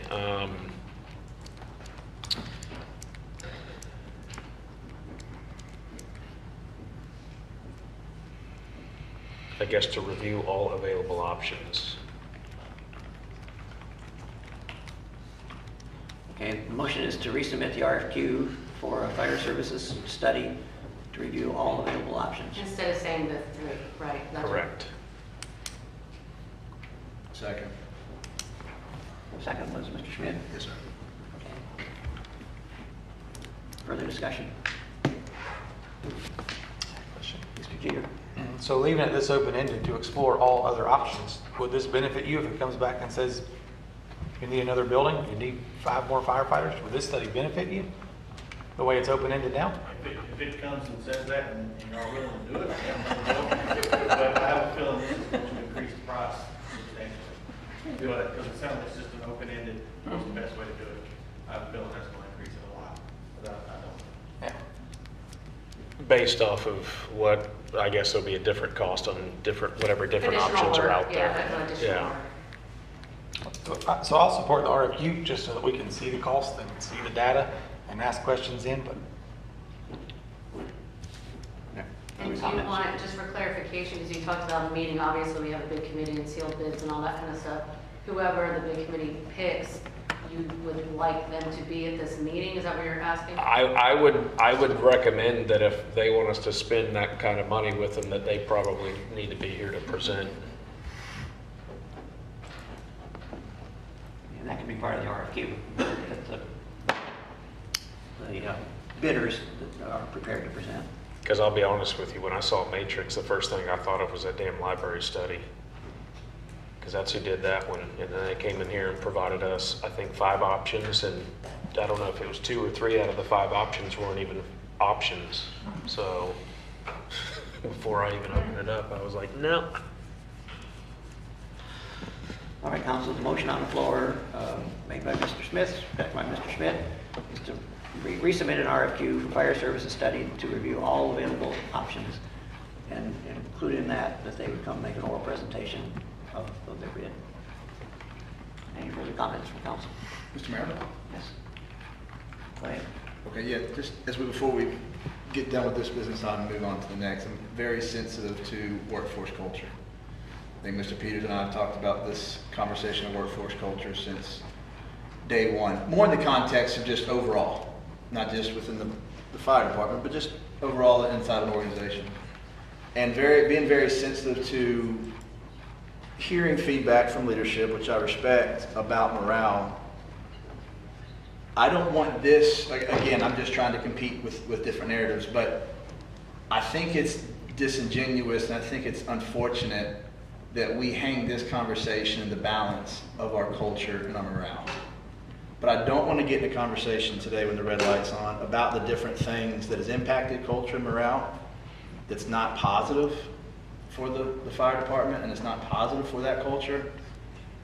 But instead, this is simply just to gather information and gather evaluation that gives us data, the community data. I highly respect that commission at Ocean City Right, that the strategically going after the accreditation and that being the strategic plan and doing great at it, awesome. Our fire department, we have great men and women that are striving to do great things. This conversation about the RFQ of doing a study is not to discredit any agency of their lack of service or their lack of professionalism or their lack of striving for excellence, but instead simply to get and evaluate information of 20 years from now, 10 years from now, 5 years from now, when all these gentlemen that are providing services and leadership in fire department aren't going to be here. We're not going to be here. And that's what this evaluation, to me, the intent is. And I understand there'll be a narrative when we leave here or after this action item is taken care of. Are we trying to take away people, or are we trying to grow the department? I think we're getting way too far down the road on assuming what the information will tell us instead of getting the professionals from an outside party to give us that information.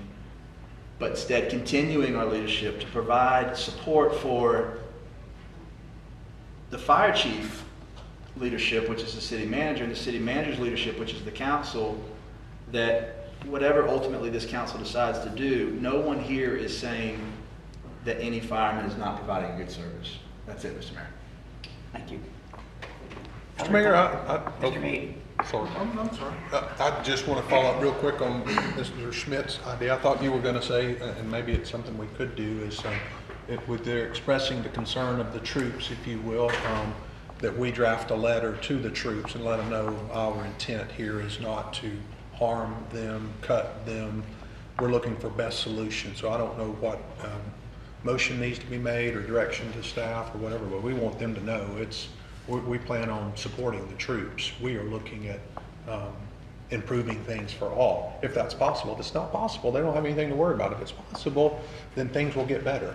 If it's going to make things worse, we're not going to pass it. None of us will. So I don't know if we can draft a letter to that extent, send it to both chiefs to make sure it gets to all of the troops in the field, knowing where we're coming from. Thank you. Comment? Mr. Meade. As far as the motion, I don't believe that they must attend was part of the motion, but I think it was encouraged to attend. It's definitely he wants. Sure. But I want to be clear when we submit this RFQ. So, and once again, I'm going to support this, and it's because I think we need some finality. I've made assumptions on what it'll say, but I don't think we're not here to make assumptions. We're here to have an objective opinion, and my assumption is that it will confer that we've got a great organization and we have a great partner organization. And when I know I won't be here long, and when those of the rest of us are gone and someone else is sitting in our seat, that we can, the city manager can pull this study back out and confirm that this is the most efficient manner to do it. So that's at least my preconceived motion, and I will support your motion.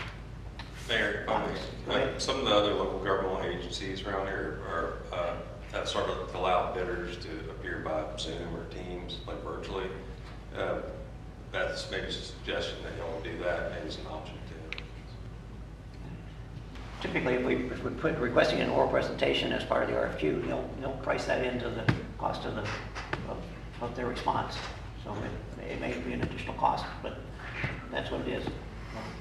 I'd be open to that. It'd be helpful if they were in attendance to explain. I don't really care if it's Zoom or whether they're standing right here, as long as I can talk to them. Thank you, Jeff. Any other comments from council? So Mayor, for clarification, is the requirement for them to attend, is that in the motion? Requirement to make an oral presentation, so that they'll be available for questions. And it could be Zoom or in person or... Any other comments from council? Hold on, or just, I want to make sure that we're all on the same page. We don't need them to be here orally or have an oral discussion with them for them to bid. Once you guys do your job and you select the bid package, whoever we have selected at that point, that is who I would like to talk to. Yeah, right. Okay. Selected vendor. Thank you. Council, please vote.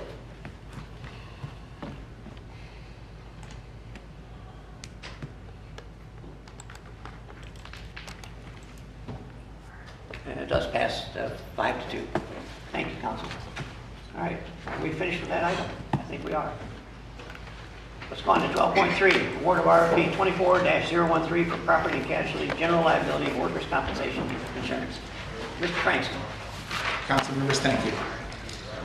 We were instructed through council to go out to bid for both health insurance and property and casualty insurance, and we did. We ran the health insurance first, got that resolved. Now we're back in front of you with the property and casualty. We put a group together. We received 3 bids. One from the Florida Municipal Trust Insurance, Florida League of Cities, Risk Management Associates, which is Brown & Brown, and World Risk Management, which is Public Risk Management. After the team of 5 reviewed all the documentations, we made a selection to pick our current provider, which is Brown & Brown of Risk Management and Associates. And that is why I'm here to basically recommend that we're going back with the original provider based on a thorough review of all the documentations and the information provided to us, and we feel that they're going to be the best provider for the city. Any questions from council for Mr. Frankston? Anyone from the public wish to comment on this? Council, may we get a motion?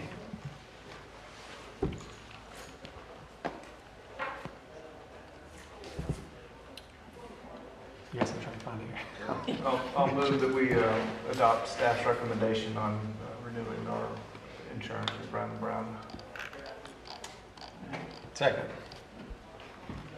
Been moved by Mr. Mead, seconded by Mr. Jeter to award RFP 2024-13 to property casualty, general liability, and workers' compensation insurance to Brown & Brown.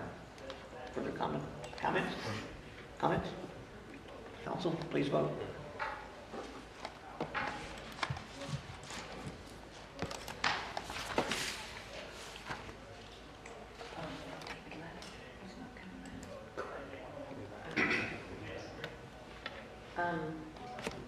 Mayor, it is unanimous, 6-0.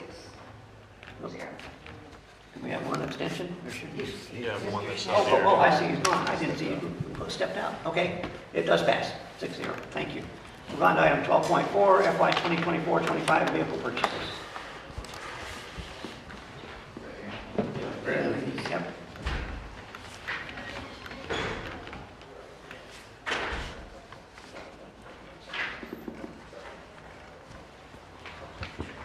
And Mr. Payne, you're up front and center, sir.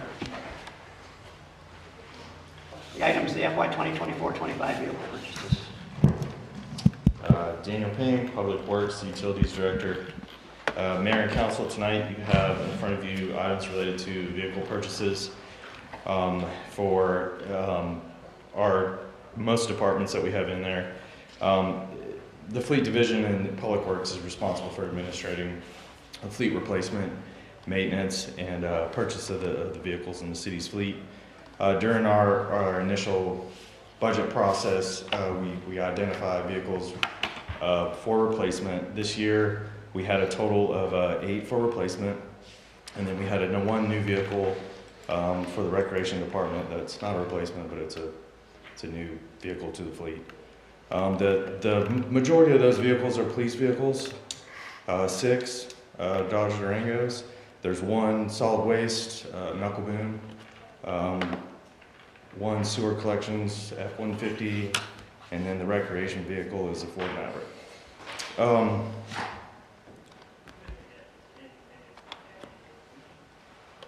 The last time that we were here was in June of 23 that we had I don't know if you guys remember, we had a replacement vehicle at that point in time.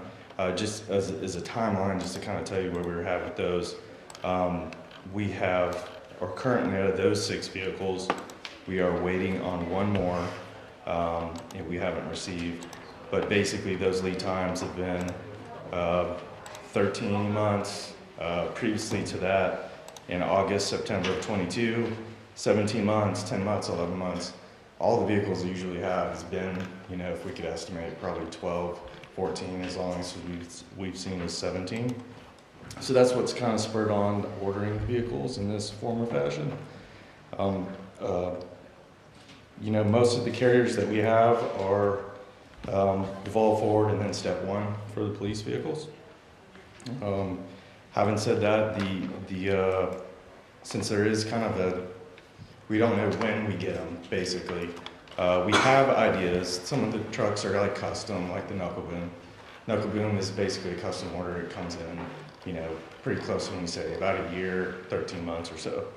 Everything else, we're kind of subject to ordering banks. The banks open and close.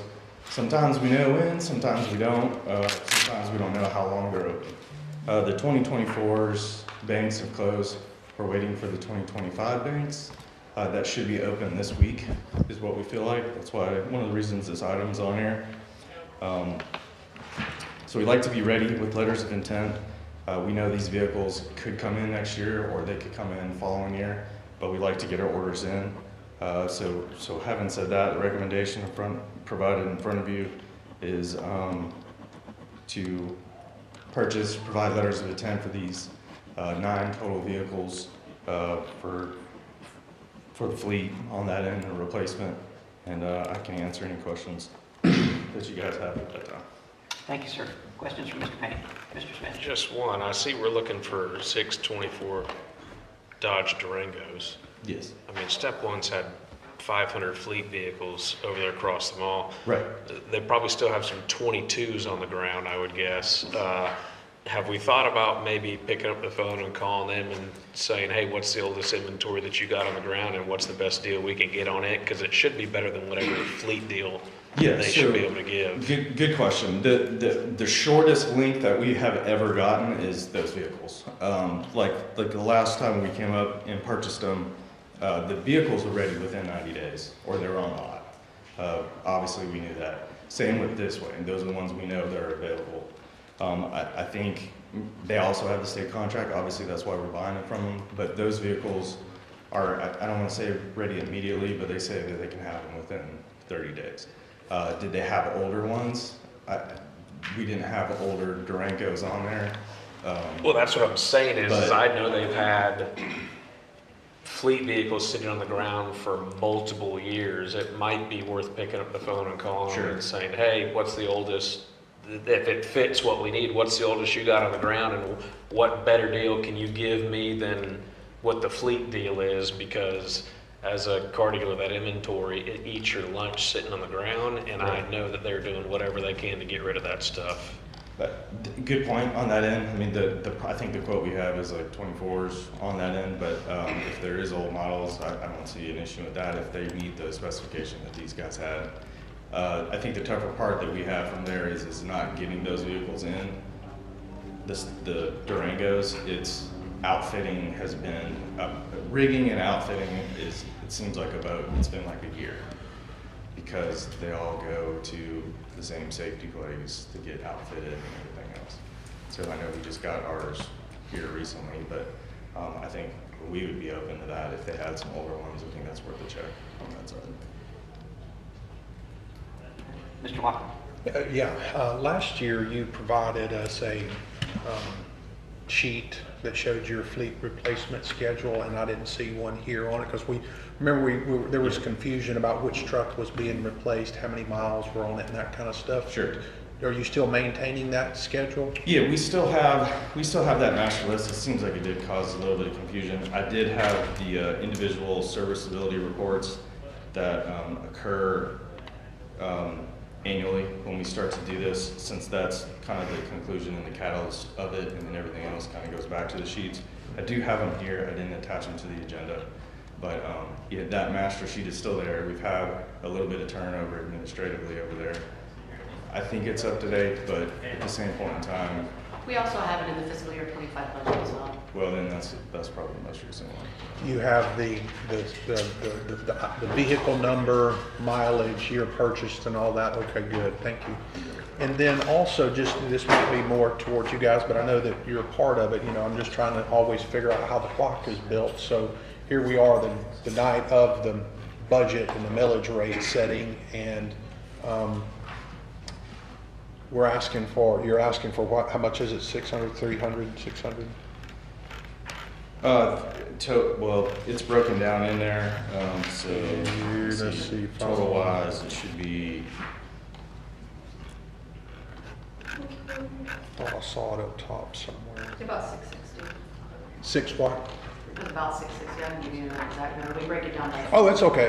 650, whatever the number is. It's just, you know, all I can do is envision Jeff being the CEO of sorts, and he comes to his department heads and says, guys, get me your list of the things you're going to be needing this year so that we can put it on the budget. And this is not in the budget. It's not in next year's budget. It's going to be assessed on last year's budget. It's going to be an amendment to last year's Yeah, part. we're just doing it. He can explain the letter of intent a little more than me. I don't know the inner workings of it, but we're not actually going to budget any money or spend any money yet. We just need to get that letter of intent out. And then these are the amounts that, for now, this is what they're going to cost. It could be, I don't know how far from now that we get it. It might be a little different amount. But we're not spending any money or budgeting any money right at this very moment. Some of them are taking 14, 15 months, so we wouldn't even We get need it to start the until process. late fall of Is my 25. Yeah, it's just to me that it's not showing up in the budget that we're looking to approve. So theoretically, we know that number's already lower than, because we're going to be spending some money on vehicles then, so it's not a part of it. So again, I was just like, well, would you, and why wouldn't you, go ahead and say, hey, look, we're going to be needing 8 vehicles, over the next 15 months on lead time. Let's go ahead and put 6 of them in or 4 of them in over the years, and that gives us a more accurate guess on what we're going to be spending. But again, I'm just asking those questions because I want to know how the clock is built. yeah. So I can do my best to answer that one. We used to, like, October 1, we'd have all these things and we'd all get them in within the same year. Like, it was pretty, it ran really well. I mean, you put them in, you'd order them, you go. After 2020, it was all over the place. And that's why you see, like, I think the last, what, 3 or 4 years, or since 2020, we've last year was June, right? We had them ready in June or July. Prior to that, it was August, September, to try to be ready for when the banks open, if that makes sense. And and we're throwing all vehicles in here, but the majority of the vehicles. The trash truck is the trash truck. Like I said, that's a special ops deal. So we were constantly trying to get ready, even though they could be for next year, to be able to order because we've lost out too. And then also we run into fulfilling the order. Like, we've got down to, okay, we've gotten all approvals here at council, we've gotten the letter of intent, and then we've got to call back and say, hey, of your trucks that you have, we can give you one, but take it or leave it, basically, on that end. Through the whatever manufacturing process or fleet lines that they have on that end. Or, JEA in Jacksonville's got an order of 100, they have one left. They'll call, kind of like similar to what Travis had said, and said, hey, we know you're in line for this field. So it's been like, we've had to be pretty flexible, I feel like, over the last 3 or 4 years, instead of just saying, here's what they are in the budget, here's what we're ordering, and we're going to get them all this year. It's kind of been a little bit more challenging and involved for us to do so on that side. Now, when we receive them in, yeah, they're attached to a year of when we receive them, but these would be for 24, 25, but we might not receive them until, and we don't pay until we receive them, right? Mm-hmm. But we might not receive these until, next October, November, December, maybe even January. Yeah, in my mind, and just trying to get more and more familiar with the budgets, the reserves, and that kind of stuff.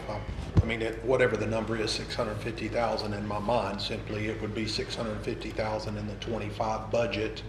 And then as they come in, they're paid, and anything that's not spent is left in reserve for the car purchase that's coming. Right. So I know it just feels funny. That's all. Thank you.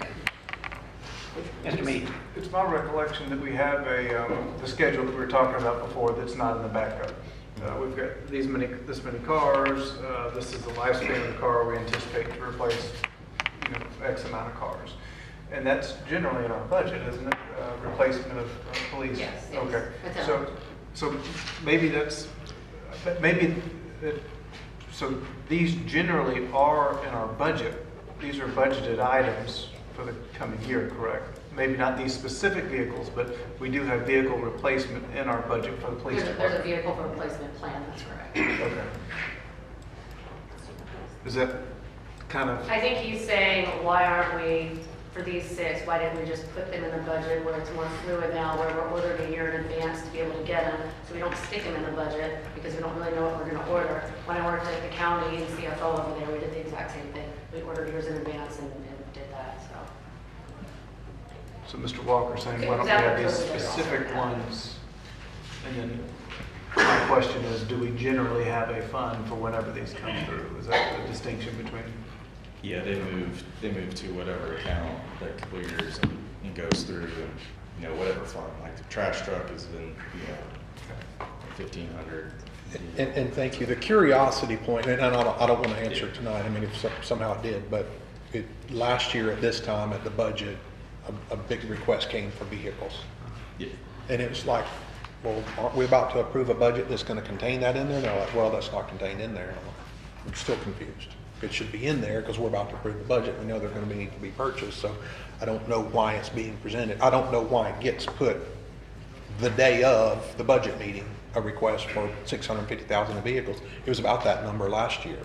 And it was just for vehicles. And that's, and while I'm on it, Nicole, you mentioned that fleet schedule's in the budget. I mean, it's in the budget. So when I go to ClearGov and look at the budgets there. Did you see the link in the agenda item? Or the whole PDF budget in there with it?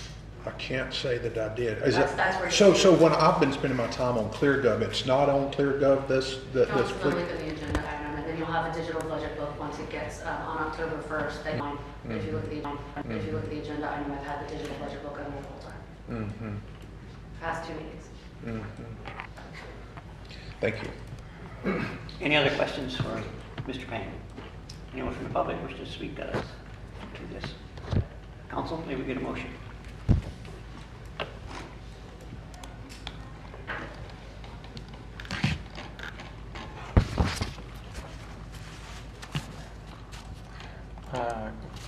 So move staff's recommendation for vehicle purchases, provided you want to amend it, Trav, and add, we double check on the year of the Durangas? I mean, I wouldn't. I would just go forward. I would just tell them in the future that if we could explore that option, because, I mean, You're aware of that now, so if that's an option out there, you do it between now and Yes, next we year. will. We'll make a call on there, obviously, if they can get something sooner. I know Chief would be happy with that. So move staff's recommendation for fiscal year 2024, 2025 vehicle purchases. Second. Been moved by Councilman Jeter, second by Councilman Smith, to approve the FY 2024-25 vehicle purchases. Further comment? Comment? Mr. Mead? If Mr. Payne's going to make that call, do we also need to add into the motion that we waive the competitive bidding process in the event that he is able to find some different vehicles locally? And Nicole, how's we handle the pass for the city? I mean, what's the city's purchasing policy? They're on state It's on contract. state contract. Yeah, this step one has a fleet state contract. Oh, okay. Yeah, we wouldn't just like call around because it's So already it'd be different than calling pre-procured. a Ford dealer in town. Okay. Yeah, it would be a pre-procured. Any other comments from council? Please vote.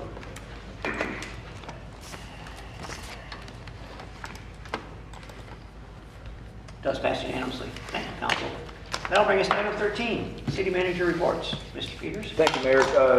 Upcoming October 8th, we've got the CRA meeting, 4 o'clock, followed by the regular meeting on at 6 p.m.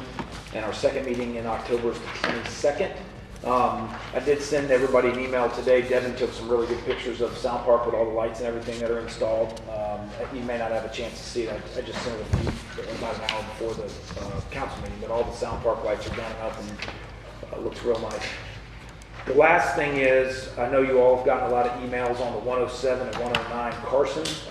There's some civil steps that we can take to try to remedy those situations, but kind of need council support to move forward with doing that and trying to take care of some of these issues. And Jeff may be able to add on a little bit to that. There's a couple of different things that we can do to help with those issues over there.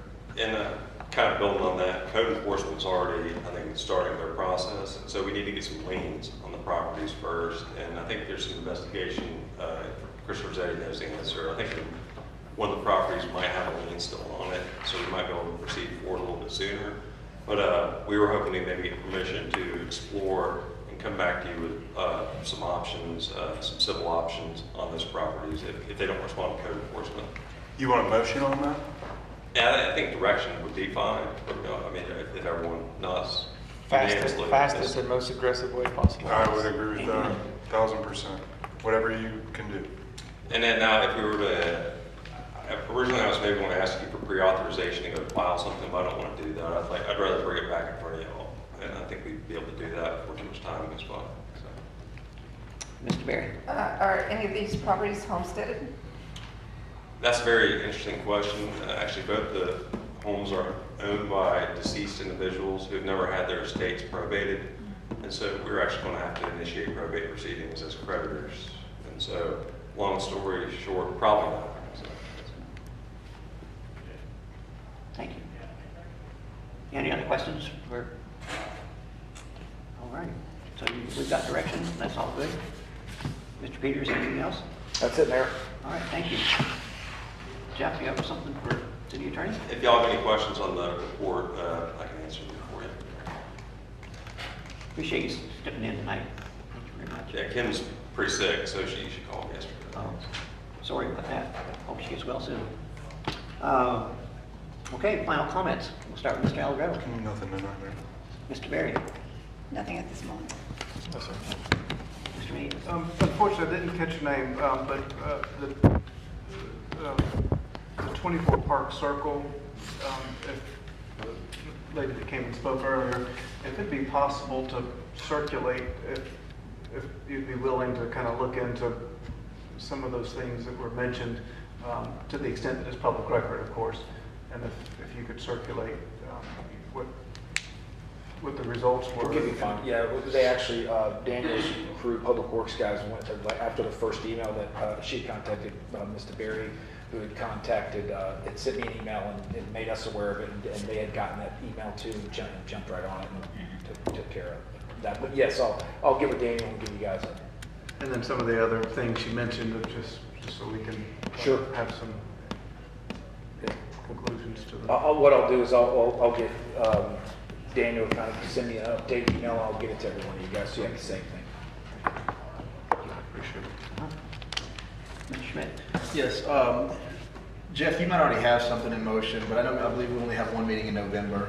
So sometime between that one meeting in November and December, if we could just have a recap with our strategic plan of the 2024 year. Again, October's probably loaded. I know a lot of departments, just not anything fast and furious, but just to get a reflection on 2024, where we're at with the strategic plan, what objectives have we still not accomplished, or what are we still striving for? Again, whenever we meet in April and during those years, going over the strategic plan is awesome. I'd like sometime in that first quarter of the new year to have a summary reflection of how the year ended up and what we need to do to keep pushing forward, or what staff resources may be needed to highlight what the priority is for us in our strategic plan. We can do that. All right, thank you. Sure. Mr. Smith. Nothing from me, Mayor. Mr. Payne. Just real quick, Mr. Payne, Mr. Walker. Jeff, we got that email. I just wanted to know if you could fill me in on, others may know about it. A citizen wrote his concern to seniors about the joy being taken away at the center and $25,000 being set away. I think she felt she's being pushed out of the rec center or senior center, that email. Did you get that of 9/20? I believe one of you responded and to who sent it, and I did read it, but I didn't know where the $25,000 was. I don't know either. That was one that caught my eyes. And we don't have that set aside for. Councilman, okay, has set aside 20. I don't even know what she's talking about having set aside to We do. didn't Get them set- out of there or keep them in there? I'm not sure. What's that? I just couldn't tell I didn't know if you had been more involved in this discussion about what is this person talking about? Because I can't make heads or tails really out of the email itself. I just was curious if it's, Yeah, there wasn't any money set aside, and we don't have any, we plan to grow we're growing, in the process of growing senior programs and everything like that, so I didn't get it originally, but I saw one of the responses, so. okay, gotcha. I think it was me who responded. It was just that we will forever be supporting seniors and Absolutely. youth. I mean, I think the email was concerned about the rec center not being for seniors and not being for youth. Just to be transparent, it was me who responded that I can't speak for everybody else, but we're going to support seniors and youth. Yeah, it sounded like she thought they were being kicked out of the rec center. Not Okay. at all. Gotcha. I asked earlier, but I'll add on to that. I've been approached by a lot of people at the rec center too, and they're very confused going, is this only going to be a senior center or is this going to be, so I've told them all, it's a rec center just for all ages, so I think we're on the same page for that. And then back to Schmidt's meeting, I don't know if you set a day, you put some times out there. They always work great when they're grouped with the meeting, so if it's going to be a recap of the year, maybe an hour before, like we're doing now before the December meeting perhaps. Okay, yeah, or even an agenda item, you know. Okay. But yeah, How about you were putting a separate meeting and just having arranged for it? I got you. Oh, yeah, no, it doesn't need to be a separate meeting. But I'm glad you brought that up for clarification. Just an agenda item. Well, yeah, what we'll do is, we can put it as an agenda item, and it'll be in the backup, everything we've done, we'll take the list from the strategic planning and some of the goals that you all as council had, give you an update of each one in writing, so you have it as a backup, and then we'll present it as well. Awesome, sure, because it's great stuff. I know there's a lot of things behind the curtains that are going really, really fast and furious, and it's awesome. And the more that we can highlight, the better. We'll do. Mr. Walker, are you finished? Yes, thank you, Jeff. All right, thank you. And back to me, I'm about ready to close this down at 6:31 now. Let's reconvene at, we need 15 minutes. Yeah. How about 6:45? We will reconvene.